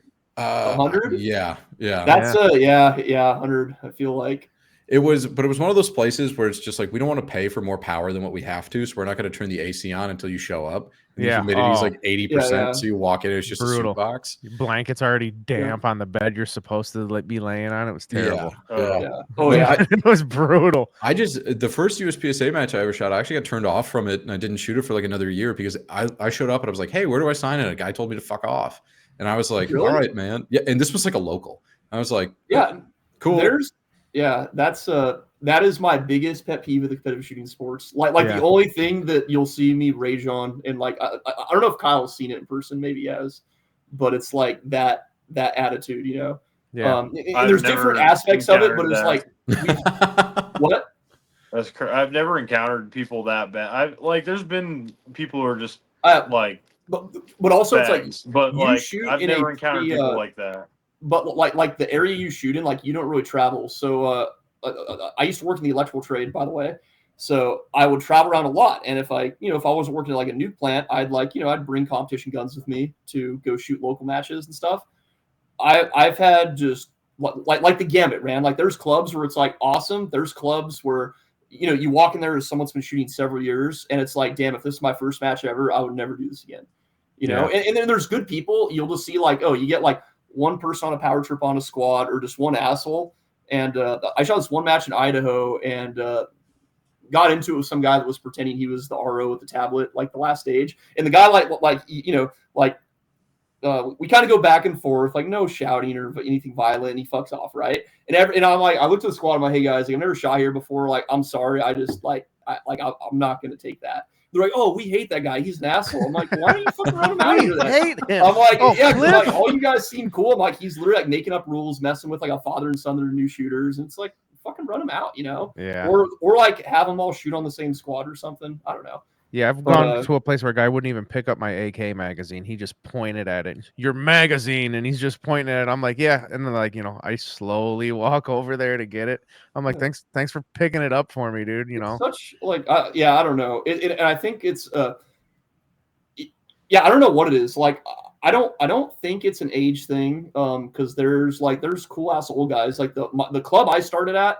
I had no idea how good it was till I went to other places and I was like, oh damn, like I had no idea. Like it's like $20 and it's like sodas, Gatorades, energy drinks, everyone's nice, good stages, shade, barbecues, Right. And then you go to more places, it's like, oh, like no, they're just gonna DQ you for no reason.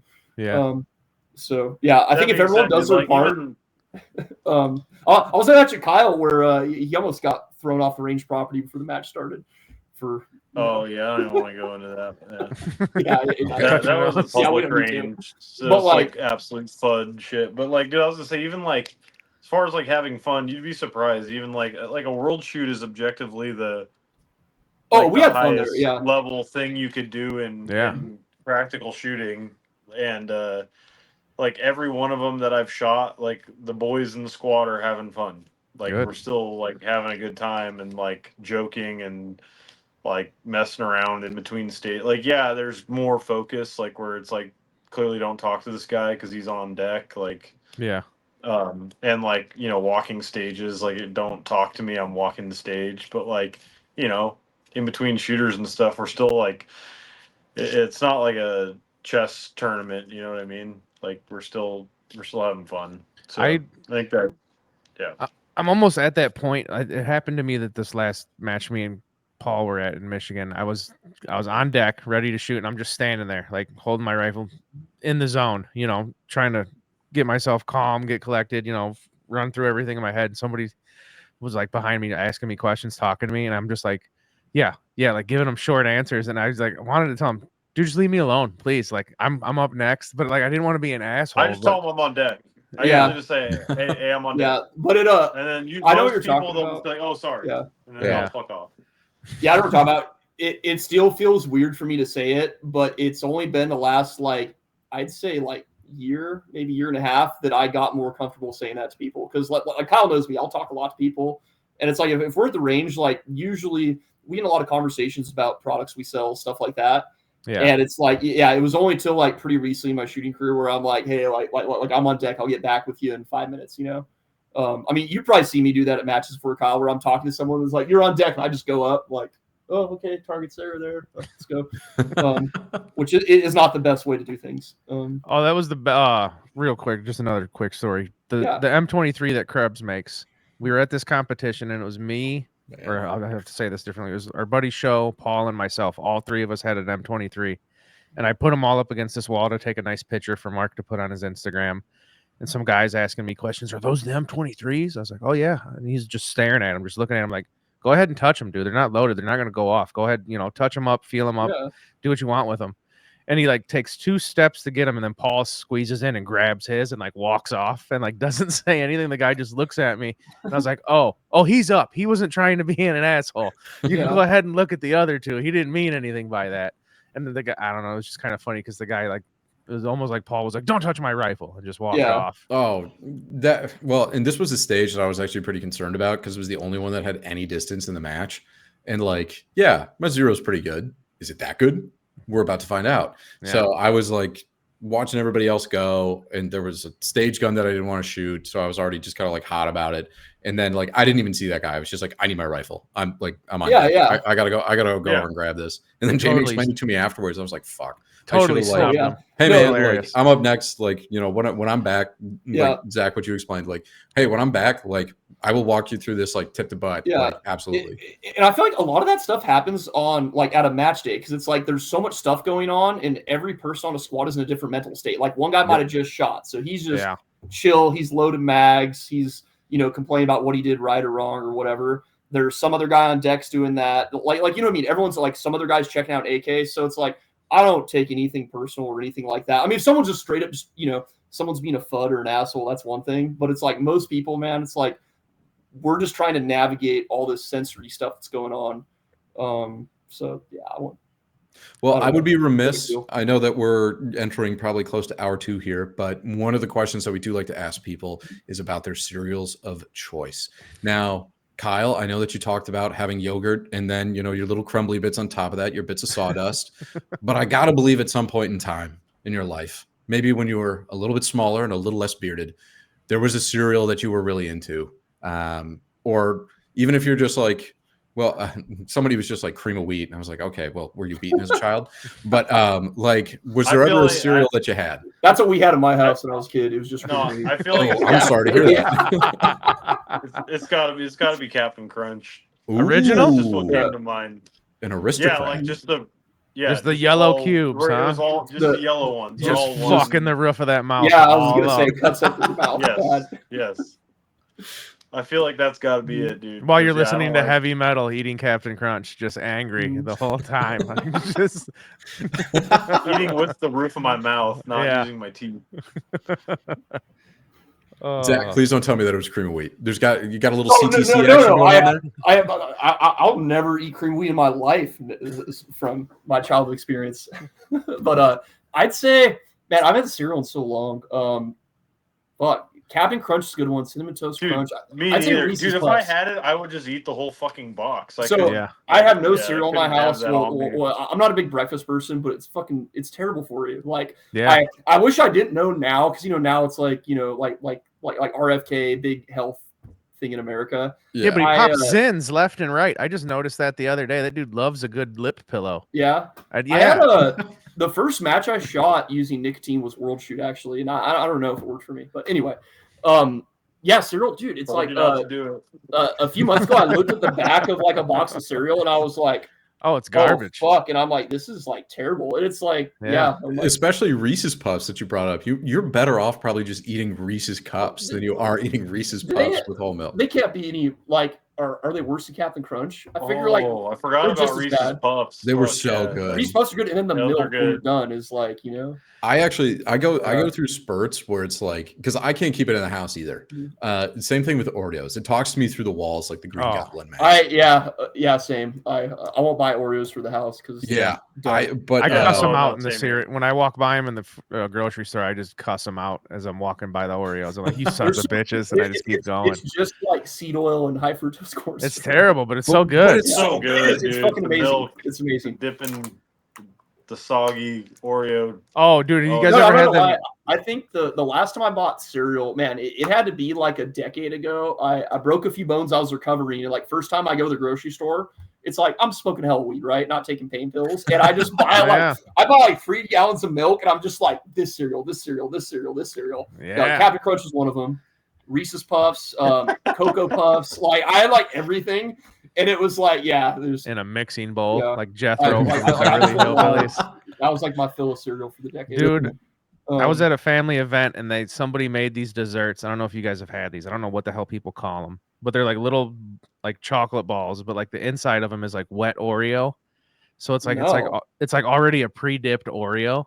Oh, And I've had that. oh, Yeah, dude, that's I fucked. ate Yeah. one of them and I was like, oh damn, these are good. And I like went back and I like grabbed 4 of them and I'm looking at them on the plate. And I'm like, you fat son of a bitch, you're gonna eat all these, What aren't am you? I doing? Dude, and I What am I did, and I doing? loved every second of it, and I felt like shit afterwards. But it was a good 3 minutes eating those things. One of the fattest things that I've ever done. One of an internship that I had, somebody brought in puppy chow, which is like gold standard. Both hands, face next to the bowl. I'm shoveling it in. Now I wasn't doing this at work, but I went up and it was like a big bowl, and it was just kind of like out in the open, celebrating something. And I was going up throughout the course of the day. And my boss took me aside and she goes, "Do you think you've had enough puppy chow?" And I'm not saying I was close, but I have to drive over a bridge on the way home, and it was calling my name that day because I don't think that personally, I don't think I had enough puppy chow. But Did you tell her to mind her fucking business? Yeah, that's- What is this? I did not, but I probably should have. Worry about yourself, Susan. like, yeah, Oh, good I lord. thought it's a good thing if people were taking the stuff out. It's like Hey, it's if you're gonna, it's bring always it- awkward at the end of the day when the bowl is still like in pristine condition. It's like no Oh, one yeah. likes your shit. yeah. Yeah. Or when there's pizza at the office, and I don't know what it is in the Unrivaled office, but when there's like one slice left, and then somebody comes and they cut that slice in half, and then another person comes and cuts that Yeah. already half slice in half again, just take the piece. You might Yeah, as well just somebody Oh, just we smells the only have box. cream of wheat and fucking death metal playing in our office. Yeah, that's it. That's how you make a good muscle break. You have to have a little bit of like want left in you, where you know that there might be an Oreo waiting for you at home. Yeah. Dude, I just had a party for my kid and I smoked 30 pounds of pork to make pulled pork sandwiches. Because for some reason the wife's like, that's not enough. That's not going to be enough. So I went and bought another 10-pound, shoulder, another 10-pound shoulder. Damn. I had the biggest lasagna tray I could find at the store to put it all in. And like when after the party was over, like at least half of it was still there. And I'm Yeah, like, what the hell 30 am I going to do pounds? with it? Yeah, it was insane. That's a lot. Yeah, it was like 2 giant Ziploc bags of pulled pork in my fridge. There's still one in there. And she just said to me earlier, are you going to eat any of that? I'm like, no, I am done eating pulled pork this week. I have had like 7 sandwiches in the last 3 days and they were huge. And so I came out to the freezer and I got like chicken. I just been chicken and ricing for like the last couple of days because I'm like, I got to clean myself out. Too much pork. Can't do this anymore, man. Dude, it was brutal. It was delicious, but like I know it's not gonna go well for me if I keep eating it. I got a competition in a month. I can't be showing up Deliciously lethargic. brutal. Yeah. just meat Yeah. sweats. Yeah. The fitness thing, it's interesting with shooting because like Yeah, work through it. it's like I do feel like it's not like a piece that's required, right? Like there's plenty of people that are great shooters that are Yeah. like objectively like out of shape, right? Yeah, calorie intensive humans. Yeah. So I feel like it does help. Like it's probably single digit % difference it makes, right? Like if you have a guy that's like pretty good at shooting but really fit, like that's going to help him, right? Or whatever. But I think one thing that I don't hear really talked about is it's not even what your body's physically capable of doing. I think there's an overlap of like the mental intensity of shooting a stage or an array of shots and lifting like a heavy weight. Like let's say you're benching whatever, like 225 or something. It's like that is not going to affect how you shoot a gun. And even if whatever, like just the fact that or like 315, you're lifting enough weight where you are 100% in the moment. You're not thinking about like what you're doing at work tomorrow, what you're gonna have for dinner, anything Right. like that. It's just like I need to lift this or I'm gonna get hurt, or squatting or something. And I think that like brain state is very helpful in shooting, where it's like you're blocking off all the other stuff and you're 100% intense with what you're doing. Yeah, I'm intensity. pretty like I said, mentally strong. Intensity. Yeah. I just know if I was about 5 pounds lighter when I go to my next competition, that might help me move like a couple steps faster, because I can block You're not like wrong. at work. Yeah, yeah. Like at work, I Yeah, work outside all year long, so either I'm freezing my ass off or I'm sweating to death, and I can get past it to get through the day. Like, yeah, it's miserable. Everybody else outside I'm working with is miserable. Just 8 more hours and we're out of here. Yeah. So like I can mentally block out a lot of stuff, but I just know like maybe you should run, a little bit more for the next couple weeks before you go to this competition. I'm not saying I got to be, the best shape human there, but I know it'll help me a little bit if I tried. With the mental thing, I can get past. Like we did a winter K-Con. It was 2 days, and I think the first day it was like a high of 14 degrees or something, and the Yeah. next day it was It's like like 4. 4, and then we even did a Oh, night yeah. shoot where it was like -10 or something. And then I'm like, I work outside in this shit all day. I'll be fine. I'm out there in just like 2 t-shirts and a hoodie, just knowing I can mentally get through this. And there's other people out there with their Carhartt bibs on and big old coats. And I'm like, oh, dude, you're going to be sweating your ass off in that thing. And you're not going to, it's going to be terrible for you. So I knew I had the mental game on that one. Oh, yeah. Yeah, So- I mean, that's a big part of it.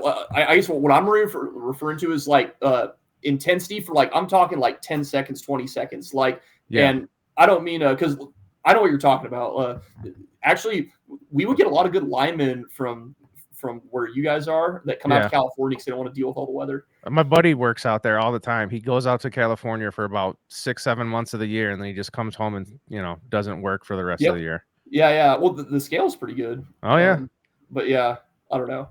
So are you saying that if I bench 315, I'll probably wind up Grandmaster? So, like, I just Be mean more something likely. where like,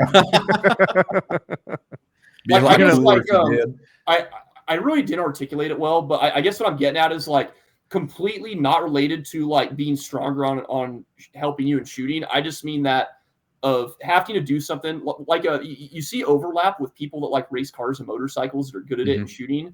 I noticed like an overlap. It's like they're used to just getting in this zone where it's like I am just going like all in on this one thing that I'm doing. There's nothing else. There's nothing else going on. I'm not thinking about what I'm going to do after Tunnel this. vision. Yeah.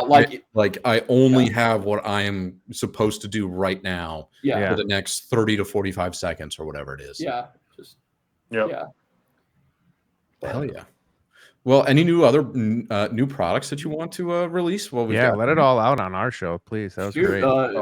If you want to end on this note, I don't know how long you take before you release this, but probably in about maybe 2 weeks tops, we're gonna be releasing our 24 millimeter muzzle brake for AKs. So it's a UB brake with the adjustable tuning screws like our UBs for ARs and for 14 mil AKs, but it's gonna be the big 24 millimeter thread for like the AK-74 / like the 7.62 AK-103s, and uses like super effective.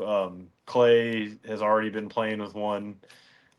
He's probably gonna drop a video with a uncoated like prototype one that he's been playing with. But a couple weeks here, man, we'll be dropping those bad boys. So if you have an AK-74, we're doing a 7.62 and a 5.45 or 5.56 version. So if you got an AK with 24 mil threads, man, grab one when we drop them. I would definitely get one of those on my 103. And actually, with our release schedule, that should be like if you're listening to this, it should be like that week. Yeah. Probably if it's a 2 week. Probably be right about then. And so we have that coming for AKs. Our grip, which is fucking awesome. Like that was 100% Kyle brainchild. We have a version being worked on right now for the AK. Hell and that's like I think like for the AR, it's hands down the best grip. I think the benefits are actually going to be more on the AK, just because like AKs are balanced in general. Like I mean, I know every build could be different, but in general, the gun ends up heavier and a little front heavy. And I feel like you can't really tell from the pictures when you pick this thing up in your hand. You have a lot of control in the gun and a lot of good trigger control too. That's natural. You don't have to work on it as much as other grips, like kind of roll your hand or put your finger in the right spot. So I'm easily sold to, so I'll be there. Easily sold. Yeah. So we got Yeah. that. We got that. I already mentioned the duty buffer, which is going to be the performance duty buffer now. Yeah. Is going to be Performance dropped, and duty then there's going to carrier. be a performance duty bolt carrier for the AR-15 that's going to be released as well. And two versions of that. One is going to be just a normal black nitride, and then for people who want it to be black, but the real deal is we're releasing one that's completely hard chromed. So you have the internal bore. You have the entire outside of it is hard chromed, and the gas key inside and outside is hard chromed. So it's like the best coating, and it's everywhere. Yeah. And it's a lightened carrier that's intended for duty use. So it's not super light, but it's right where we think it's going to be super reliable, and still, run full auto and do all the things. Forward assist still works, and it's going to last a long time. Nice. Yeah. I mean, I guess it's the original AR spec, like the AR-15 in the 60s. It actually called for 100% chrome line carrier. Mm-hmm. And what I read is that when Colt got the contract, they couldn't get the chrome to not crack on the outside. So the government said, hey, just do a real thick chrome coating on the bore, because that's the important part. And then we'll ream that out to the right OD, and then just phosphate the outside. And they let Colt get away with it. But like the actual, like Stoner and Sullivan wanted that thing to be chrome. And you don't need chrome, right? Nitride works fine. We use nitride. But when it comes to cleaning, it's just so nice. I mean, we mess with PVD stuff. I've messed with nickel boron carriers. Nothing beats a good hard chrome. It's just the easiest thing to clean. It's the hardest thing we found. Well, I thought my AR was set up correctly, and I'm leaving here with nothing but doubts. So yeah, well, you found the right guys, man. Like, I mean, kind of part of our passion is like developing the AR to like the 21st century, but then also it's like there's stuff that the original designers wanted. Like I saw an old Jim Sullivan interview. He's like, the AR-15 should have adjustable gas. Like maybe not one of these finicky, competition gas blocks, but he's like, the burn rate in powders changes so much. You're within the first 1,000, 2,000 rounds, your gas port erodes a little bit. Not so much in our barrels, but in general that happens. But it's not like constant. It's like kind of like the corners get rounded off in your gas system. It stays that way. So when a gun comes off the factory floor versus that gun 1,000 rounds later, it's a different gas setting. Suppressors, it's like all these things. It's like just a really good adjustable gas block that can hold up is what they like wanted on these things. And not using short gas systems for direct impingement, which I don't know why that's like some obsession. Like 300 blackout, I get it, but 5.56, it's like it was designed with rifle gas. Mid's okay. Carbine gas is like not really the thing. And then you start getting real short. It's like I think piston guns are a better option, or AKs. That's why our barrels are rifle length gas, as it should be. I feel like I've met some kindred spirits, because this is all that I've ever wanted. Like most of the rifles that ARs that I'm going to use in competition, ignore this in the background, please.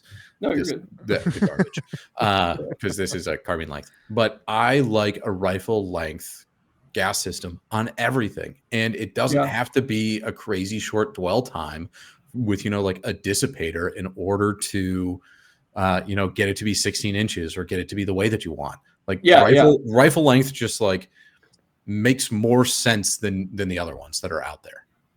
Yeah. I mean, those guys weren't dummies. Like they figured it out. That was it. And then the first dissipators were in I want to say late 60s, early 70s, and it was a 15.5-inch barrel. Like they just chopped down an M16. Yeah, it was right to the front gas block. Yeah. And it was like, okay, this is kind of okay, kind of not. And like a lot of 16-inch dissipators are fine. We might have an upper out pretty soon too. We didn't mention that. Oh wow, yeah, right here on the show. Look at this. Yeah, it's dropping everything. But yeah, it's like rifle gas. It's like I don't think anyone's ever. And I know like Rifle World shoot IPSC rifles different than what everyone else wants to use their AR-15 for. Mm-hmm. But it's interesting that they only shoot out to about 300, 400 meters, and they're not like small or like the target size. Like, what's the farthest target you shot there size wise, Kyle?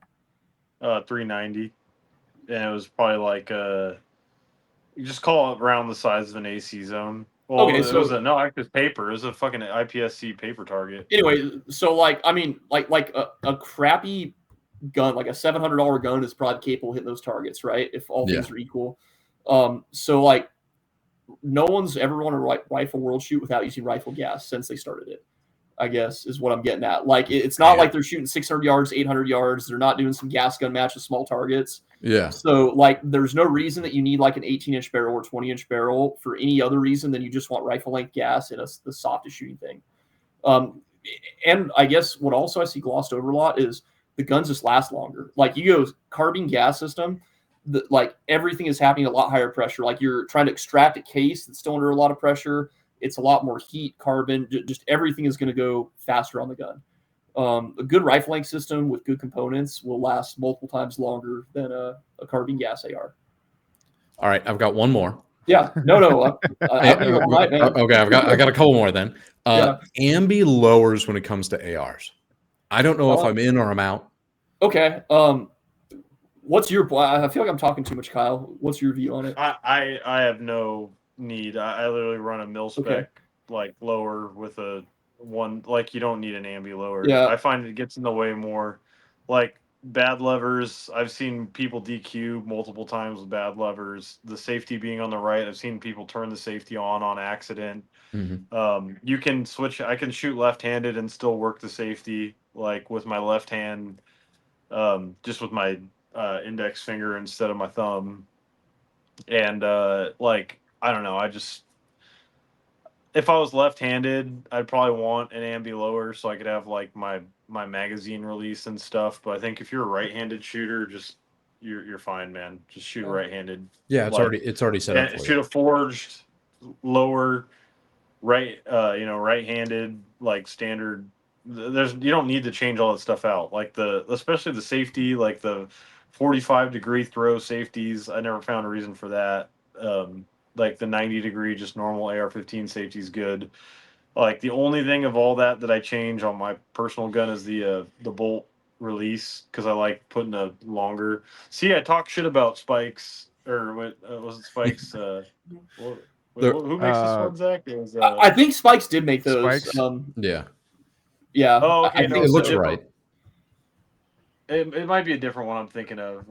It's the ones that make the fluted buffer tubes. Oh, Strike Industries, maybe? Strike, yeah. Okay, I use a yeah, strike Yeah. bolt release because it's like they have like an extended one, and when I drop my bolt, I hit it with my palm, so it's easier to smack with my. Strike palm. is such Other than yeah, this is just kind of random, but they're such a funny company because it's like they just seem to fucking make it like oh, we got this idea, like yeah, let's fucking make it. And I remember like 2 SHOT shows ago, I went to their booth and I was like, hey, I had a question. I'm not like, don't take this to be rude. I'm like, do you guys just buy patents from other people, or do you just like all this is just shit you guys made up? You're like throw the wall sticks, right? Oh, it's all in house, and I'm like, that's like kind of cool. Like I mean, objectively, a lot of their stuff is kind of gay, but like there's some stuff they make where I'm like, this is actually a really good product, and it's like the price is usually good. they make some good shit. Yeah, so they're cool. So Zach, what about you? Weekly Ambi, Yeah, what lowers. are your So thoughts? I'm not as strong at Kyle, but that's in general my sentiments. Like a lot of my lowers are just mil spec. I throw short throw safeties and some stuff, like, but also a lot of my guns are just the 90-degree throw. I never had an issue with it. I'm right-handed. I bought some matching ambi lowers for I went to World Shoot because I just want to be fancy, right? Like it's the World Championship, might not ever go again. So I bought 2 of the Griffins. I will say for ambi lowers, I like them better because they're like half the price of the Radians. I think Radians are like what, $400? Yeah, or something like that. Like so, I guess if the price was more in line with billet or a forge lower, it'd be easier to say yeah they're cool. But it's like $400 versus the lower I replaced with ambi lower, I paid like $36 for. His Anderson, and I bought him in like a 5-pack in like 2016. Yeah, I know it's R.I.P. to the now. real. I gotta shine that thing up and like stash it in the back of the safe, right? Yeah, $400. I know what I got. That's what that's going to be going for. That's going to be a Actually, collector's item. Of the cheap companies, Anderson was by far my favorite. Like, I actually felt like their shit was, for the price point, it wasn't bad. I built many really an AR and an Anderson lower. Yeah. Now, a couple of them were out of spec, where it was just kind of like, hey, no, yeah, like one the buffer detent. It was like the buffer would go, the detent would go forward because the hole was too big. So it was like, well, this is just going to shear off eventually. But then it was like, well, you don't need to run an AR with a detent anyways. Yep. So it was like, okay, well, that's like a non-critical part. I guess I can take that one out. We're fine. Yeah. And then one had the front takedown, the retainer pin. That hole wasn't drilled out. What year did you buy them, or do you think they were made? I'm just curious. 2014, maybe. Oh shit. Okay. Yeah. Yeah. So no. Yeah, I was gonna guess because I mean around 2020 there was so much shit like gun companies, ammo companies, just people not doing Oh. QC, just like get stuff out the door, ship it. Yeah. But yeah, 2014. Okay, that's kind of sad. Well, but this was one where literally I was like, oh, I guess it's not there, and I called them up and they were like, we'll get you another one, and I mean, it was like 2 days later. Nice. So I mean, they did right by it, but that one was just kind of funny because it was one of the first rifles I ever assembled, and I was just like, I got to be doing something wrong. Like, where's this hole? Oh, like, yeah. you know, Larry Potterfield is depending on me from Midway USA, you know, watching this YouTube video, and I thought it was like the coating might have just like covered it. And I didn't think to like just try to like poke through and see if there was anything. I was thinking how confusing that would have been. Like the first time I worked on an AR, long ago, I was like, how confused that would have been if it was like some fucked up parts or something or missing features. Like it was hard enough, The reality of all that is like YouTube, like just going through and like, oh, this does this and whatever. But yeah. Dude, the reality is like it'll probably be less likely, but you can still have guns that are just as fucked up from, high-end manufacturers, and I've seen it. Multiple times. Yeah. I've seen it. Yes, I have one gun right now that's from one of the best manufacturers, and it will not even lock open on an empty magazine. And I didn't even bother. I'm just like, whatever, man. I'm just gonna deal with it. But yep, out of spec happens everywhere. It's not just, which is another reason why I say like you have less of a chance of shit being messed up when you just get a forged mil spec lower than like some crazy thing with a bunch of bells and whistles. Yeah. And like the same thing you said though, Kyle. If I was a lefty, I would just buy an ambi. I bought the Griffin, which I say the Griffin Mark II. That it's my favorite one because it looks forged. I don't think it is, because if you measure stuff, it's not a 4G. Maybe they had a 4G made. I just don't know how. Well, look at Surefire. Surefire, like the iCars are all forged. They're super unique, but forges are better anyway. So like, I got it because it had an ambi bolt release. And we expected all these like, oh, ambi bolt release will help me out shooting IPSC. There was one unloaded I literally I had one opportunity to use it at the match, and I just used the normal thumb one because I'm so used to that ping pong paddle. But on uppers, you probably feel the same way. Like I 100% prefer a forged upper than a billet, and I got all kinds of billet uppers sitting around. The Voltor seems to be actually one of the good ones, but in general, the billet's not as strong. So they have to make the critical areas actually thicker. Like if you look at the Voltor, it's like thicker up at the front where the barrel nut threads hit it and everything. And like the strongest, best upper is just going to be a properly made forged upper, in my opinion. Like maybe there's some crazy shit out there we haven't seen or something like that. I mean, like the old the Seekins pattern, which the Arrow Premium or whatever, the one where like the barrel nut. Oh yeah, I mean if it's like the receiver extends some out, monolithic design is different. That. Yeah, like you can get a more rigid handguard. There are things that are better. Yeah. But as far as like an AR upper that's compatible with your standard handguard, your standard barrel nut, standard barrel is just a forged one is and it's forging like aluminum makes it stronger. Period. Yeah, it depends, right? Like if you buy some like Delton, or I think they might be out of business now too. They are, and I bought a lot of their stuff. Not that I'm going into business, but they had. Like I got a lot of their barrels for like $60. I was just like, well, shit, I might as well, play around with some of this stuff. And that was another one where it was like, I got an Arrow lower and a Delton upper. And I was like, all right, let's put these together. Now both of them are gone. But damn, is Arrow officially gone yet? I mean, I wouldn't order anything from them direct right now for sure. But like, I don't think Arrow's going to go away. I could see them downsizing and stuff, but like I'd be shocked if they close their doors. Aren't they trying to? I thought it was that because they are one of the plaintiffs in Washington for what's going on up there. They're like, well, we have to stick around here, but we kind of don't want to. So they're trying to do like a double situation because they're trying to move to Florida. But this is all conjecture. I could be completely wrong. Somebody will tell me in the comments that I'm an idiot, like they normally do. But and then they'll relocate to Florida in 2 years. And that's probably going to be what happens. Arrow, I just think they hopefully they're fighting the good fight until I just see them as I think they are. Hopefully. I see them as too big to go away. Not like anyone's too big to fail, but like they make a lot of the stuff for other companies. They're private label for a lot of stuff. And Ballistic Advantage, I think, is them too. But like I can see them where, hey, if their sales are, I mean, the whole industry does seem to be like everyone banked on like a huge rush apparently in 2024 that didn't happen. And it's kind of, like it's sad because I don't like seeing people in the gun industry like lose their jobs, right? Like Right. when SIG fucks up, it's not Cohen or whoever that guy that runs SIG that's going to pay.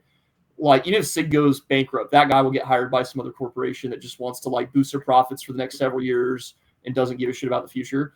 But it's like normal guys that work there. They're probably like us. They probably like guns. They like shooting. They think it's cool to build guns for Americans. Yeah. They're lose their job. But then there's another part of me.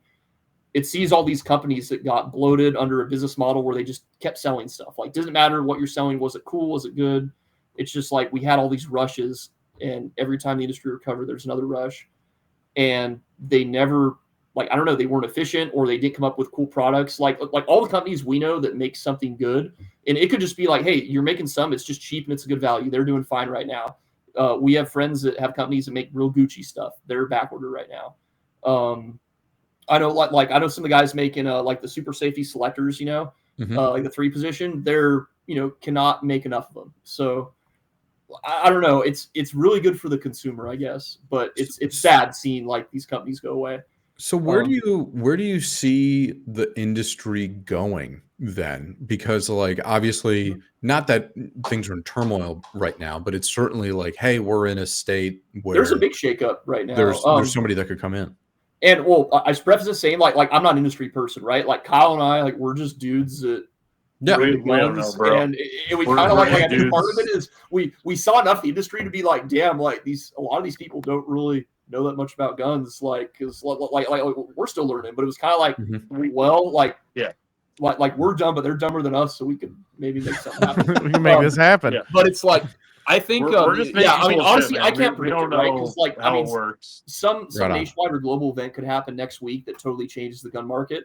But I think if nothing major happens, I think you're going to see. We already see handgun ammo is cheap, right? Like 9 mils, what $200 for 1,000 rounds? Yeah, now? And I remember last time it was this price.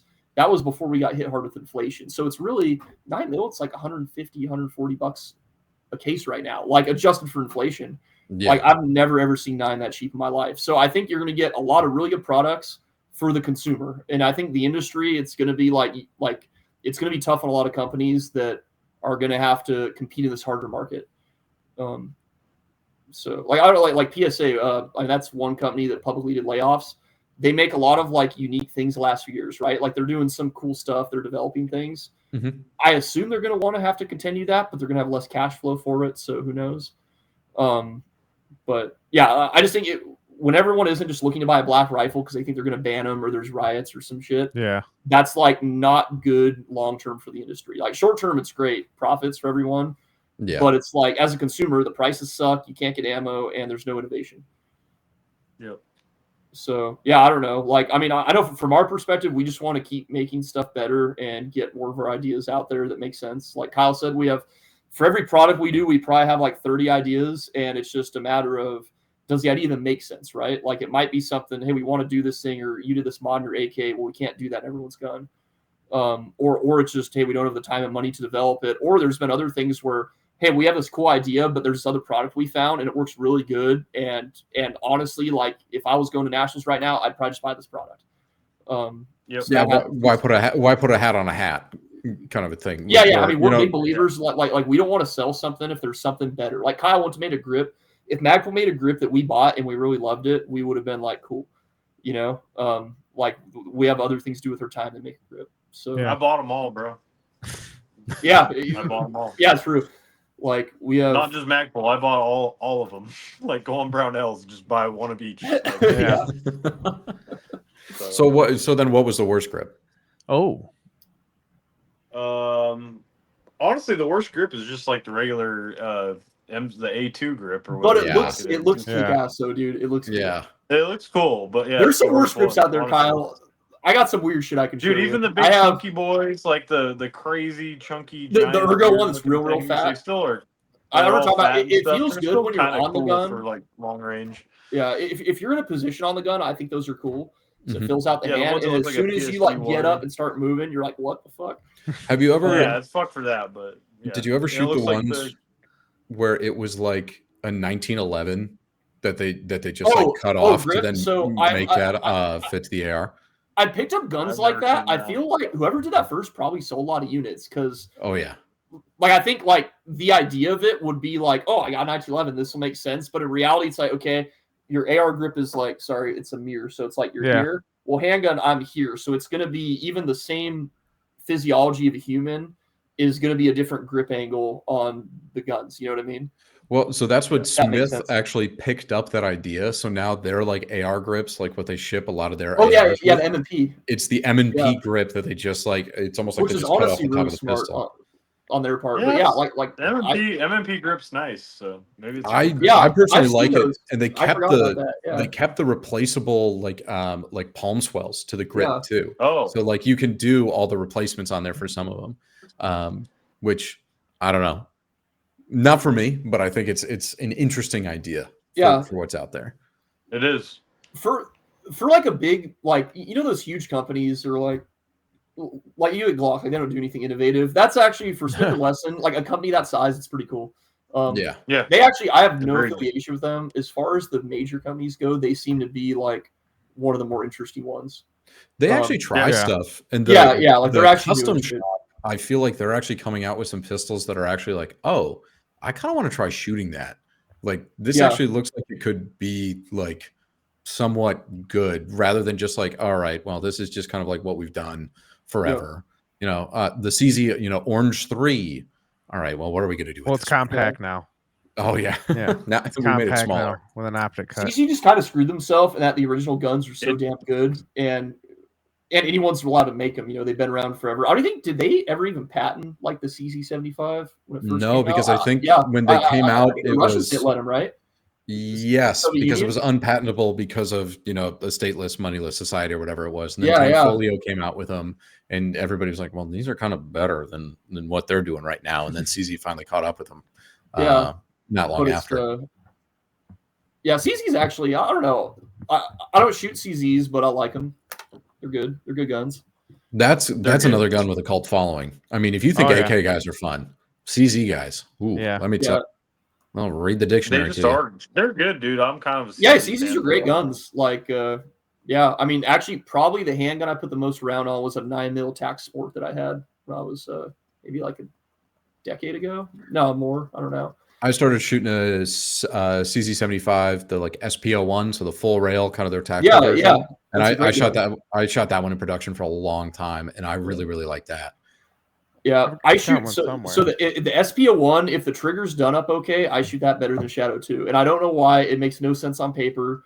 Like Shadow 2 is a little better bore axis and all these things. It's just got it's like the when I think about like fitting a pistol or like what pistols I shoot well, it's like the rear of the back strap, like the beaver tail, to like the front of the trigger face. Yeah. For whatever reason, like CZ just kind of like got that, because I got tiny little baby hands, just got that like right for me. Yeah. The double action's a little bit long, but like the single action just feels like it's like right there where I want it to be at. Yeah, they're good. You don't see a lot of problems with them. I own one. If and I'm a I fan of it. disappear, my phone might die any Oh. minute Oh, here. shit. All right. Well, He's politely saying he's getting out of here. No, I might be able to charge it. No, you're good, man. We're at 2.5 hours, and I'm on my we've kept you computer. guys a Yeah. while. No, I wanted- it was fine. I'm using my backup laptop. I tried to use the freaking Alienware when we started, and it wasn't. Oh no, that's for working. playing video games. And then I was like, I'll use the phone, and then that was still happening to show. I'm like, wait, I'm gonna. And then Kyle was like, he's all, I copy paste the link. I'm like, I'm gonna email the link to my backup laptop, and then it unplugged itself, and the battery is non-existent essentially. hauling around that Alienware is probably why you're benching 315 these days. Yeah. Oh, I do not bench 315 at all. Those are some thick laptops. I had one of those in college. Maybe Kyle does. I just remember Fuck no. My setting arms are longer. no. My arms are insanely long. Like, no, I don't have a very good He has- bench. He has like Michael Phelps arms. It's weird. that 15-yard shot turns into That a swimmer 13-yard body. shot in a real fast. Yeah, that's it. Yeah. He's just closer to the targets. Yeah. That's all it is. Ah, you're that's not the even trick. good, Kyle. Long arms. I took a half a yard off of everybody. I wanted to start the intro by saying, hey, we're going to find out if the Unrivaled guys are truly unrivaled or if they are rivaled. And I got to say, I think you guys are truly unrivaled. Unrivaled. I had a great time tonight. Thank you. Yeah. Really, really appreciate the time and, kind of all the wisdom that you guys brought to this. And I will say, I was anti big, stupid muscle break. Yeah, he was. And then a known hater.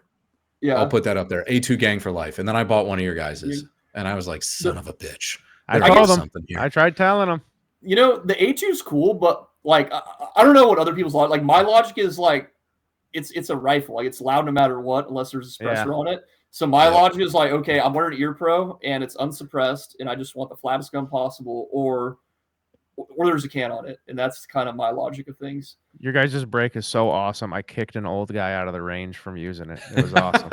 Really? It was this Galil. When I went to sight it in, I have this range that's the closest one to my house. It's like almost like a gazebo that you shoot out of. Like you made him leave with it. Yeah. Yeah. Well, I told okay, him. nice. I was He walked in hoping and said, nobody "Get the was fuck there. out." I went at like 10 in the morning. I was hoping nobody was there, and there's this old man shooting his 22, and he's like, hey. I was like, hey. I was like, telling you now, dude, this thing's loud. He's like, it's a gun range. I'm like, okay. Yeah. And I shot that thing like 3 times, and I looked over him, and he put on like his big, like gigantic earmuffs that he had. You know, he had his plugs in, but then he put on the big gigantic earmuffs. And then I shot it a couple more times, and he started packing up his bag, and he left. And I was like, oh, I've done it I many told times. you, dude. It's another Yeah. plus. You heard it here, people. Yeah. The muzzle brake. You can get FUDs the fuck Yeah. out of your bag. FUD legit, removal break. Maybe Get them out. I was talking to you or Hunter Constantine, I think, but like before World Shoot, I'm in the middle of, well, not middle of nowhere. I'm in an abandoned rock quarry. I'm shooting PCC. It's like I'm shooting 124 grain, you know, at like 1075 subsonic quiet. This car pulls up. This guy gets out, like literally just some guy in shorts, like shirtless, clearly some crackhead. And he's just picking up brass, right? And it's like where Kyle and I live, that's what happens. The tweakers just come out when they hear gunshots. They pick up brass, right? And I tell a guy, I'm like, hey, man, I'm going to leave like 1,000 pieces of brass here. I'm like, can you just give me some space for like 2 hours? And it's just like, oh, you're fine. And he keeps getting closer to me. And they're like, this guy's like, I'm like, out my trunk, I'm like, this guy's like, what's he going to do? Like, I'm not, you know, worried he's going to try to like rob me or something. Like he's a crackhead. And I'm like, fuck it. I'm just going to take my trunk rifle out, which is a UB556 on it. Yeah. I had the coupled mags, and I'm just like, fuck it. I'm just going to shoot 60 rounds because fuck this fag. And yeah. Before I was done with Mag 2, he was getting his car leaving. There you go. Yeah. That'll get anybody out of there. But yeah, it was one of those things where I'm like, you know what? I'm actually gonna do the thing we tell people to do with the break, and just but like no ear pro on, nothing, no warning, just had to let him have it. Nice. Well, I appreciate you guys for agreeing to do this. I've learned quite a bit. I've learned the most important thing is, Paul, you can meet friends at competitions and start an amazing company. Is what I picked up from all this. Not just a stupid podcast? Not just it's Paul. This is just the beginning for us. If we had a podcast, we would get canceled. I feel like very shortly. Oh, bro. I'm waiting for it even to in the happen. gun industry, even in the gun industry, we'd still get canceled. Yeah. Well, I'm waiting. I've been banned. I've had videos taken down. I've been blocked from things, but not officially canceled yet. But anything's possible. The only Instagram strike I ever got was because I was threatening somebody over cantaloupe. Oh. I got strong feelings about melons and apples, boys. I will murder you. Cantaloupe's terrible. It's the worst. It's is. the worst. It's okay, god-awful. I'm getting torqued up. This right. is on me. I also don't like cantaloupe at all. There you go. Look at It's this. gross. It's No, gross. it ruins, like, you get the little fruit bowl. It's like there's some grapes, good. Watermelon, Yeah. kick-ass. The Strawberries, pineapple, awesome. elite. Yeah, Oh, it's yeah. all these things, and then it's like, and then the shitty thing that makes your throat itch. Oh, it's the worst. Well, I think Absolute you might worst. just be allergic to. Well, I can't I'm breathe. I'm definitely allergic to cantaloupe, but Yeah.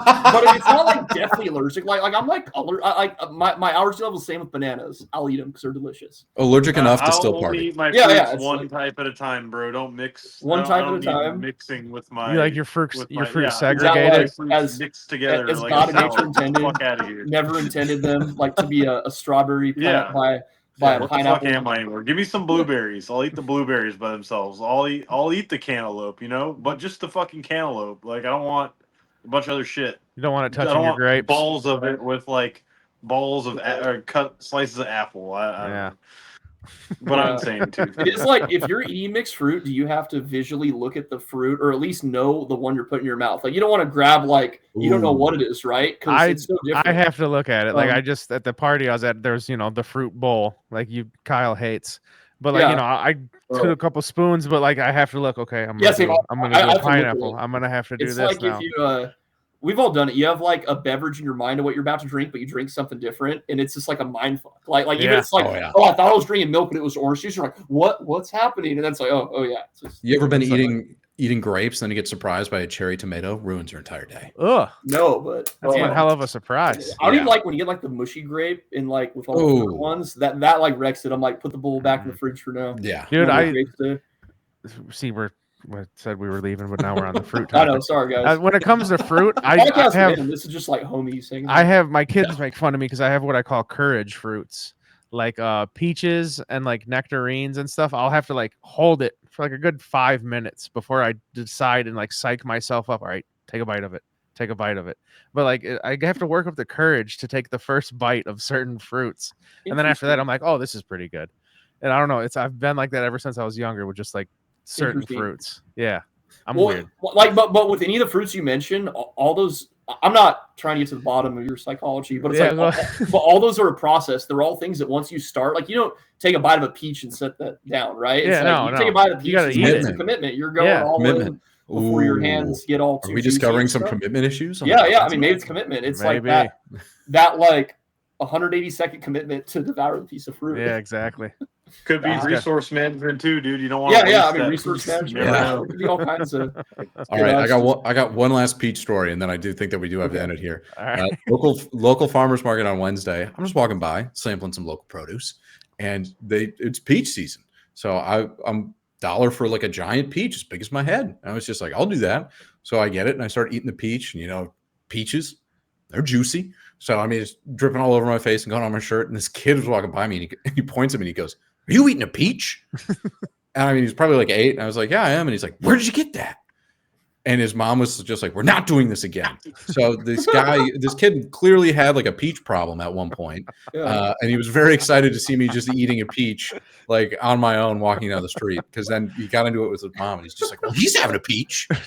He's gonna grow up and he's gonna have a complex about it. I was about to say, you gave that kid hope, Paul, that he can get away from his mom years for down the road and eat a peach whenever the hell he feels. He's not going to grow up and then discover that you can just buy a sheet cake whenever you want. Peach flavored alcohol when he's fucking 17. Yeah. Some peach vodka. The peach long drinks are going to get. Yeah, long drink. There you go. It's serious. Yeah. Oh, actually, no. We keep saying one last thing, but when's the 14 threaded break coming out? Because I need one. Oh, the 14? Oh, the 24 mil? No, 14 by 1. The normal 14 left Actually, my good sir, so that was actually the first prop we ever dumped ever. Like we had some things. I think we already had a patent on our buffer system, maybe. Right. And it was kind of like, well, what do? We only have so much money, and we're like, well, you know what? Like, so we had AR muzzle brake, AK muzzle brake, and AR buffer. We're like, you know what? There's a lot of AR brakes out there.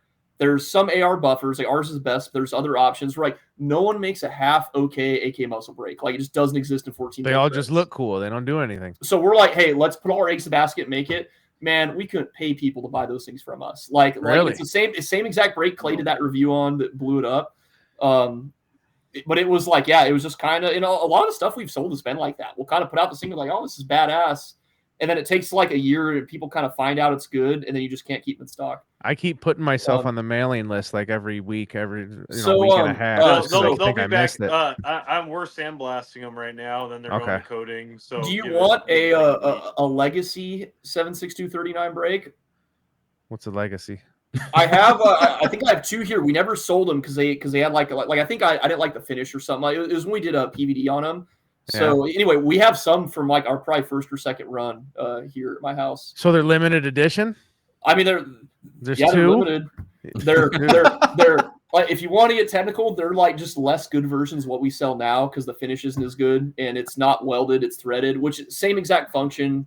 So it's gonna blow up and go through. No. We've never ever had a threaded. I'm gonna go to a competition. Yeah. Okay. No, dude, it was never threaded one fail. We instead it was basically male half, female half. They get torqued together. There's locking screws, and then the last port has to get cut so it matches. Well, if we just machine weld it, the cost is the same, but it's a lot less labor. So it's I mean, you're getting the same thing. I'll take a limited edition probably just because it's a good story. Actually, it's what Kyle and I have shot or at least 762 what we shot all our matches with.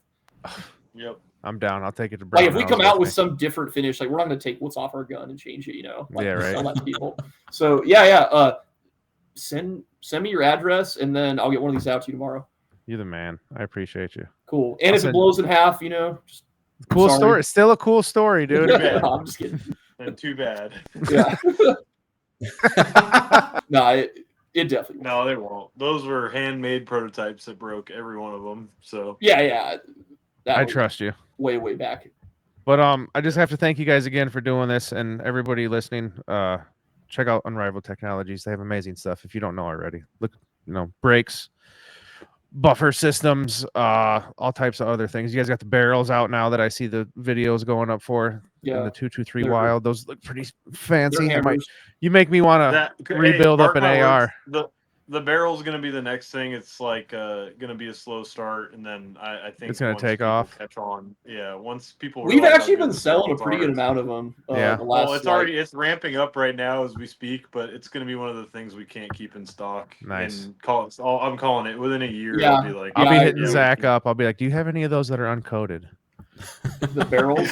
No, I don't, because the barrel, that's the key, I feel like. Well, you heard it That here is the first, key. folks. Run, do not walk to unrivaledproshop.com and get yourself Yeah. a barrel.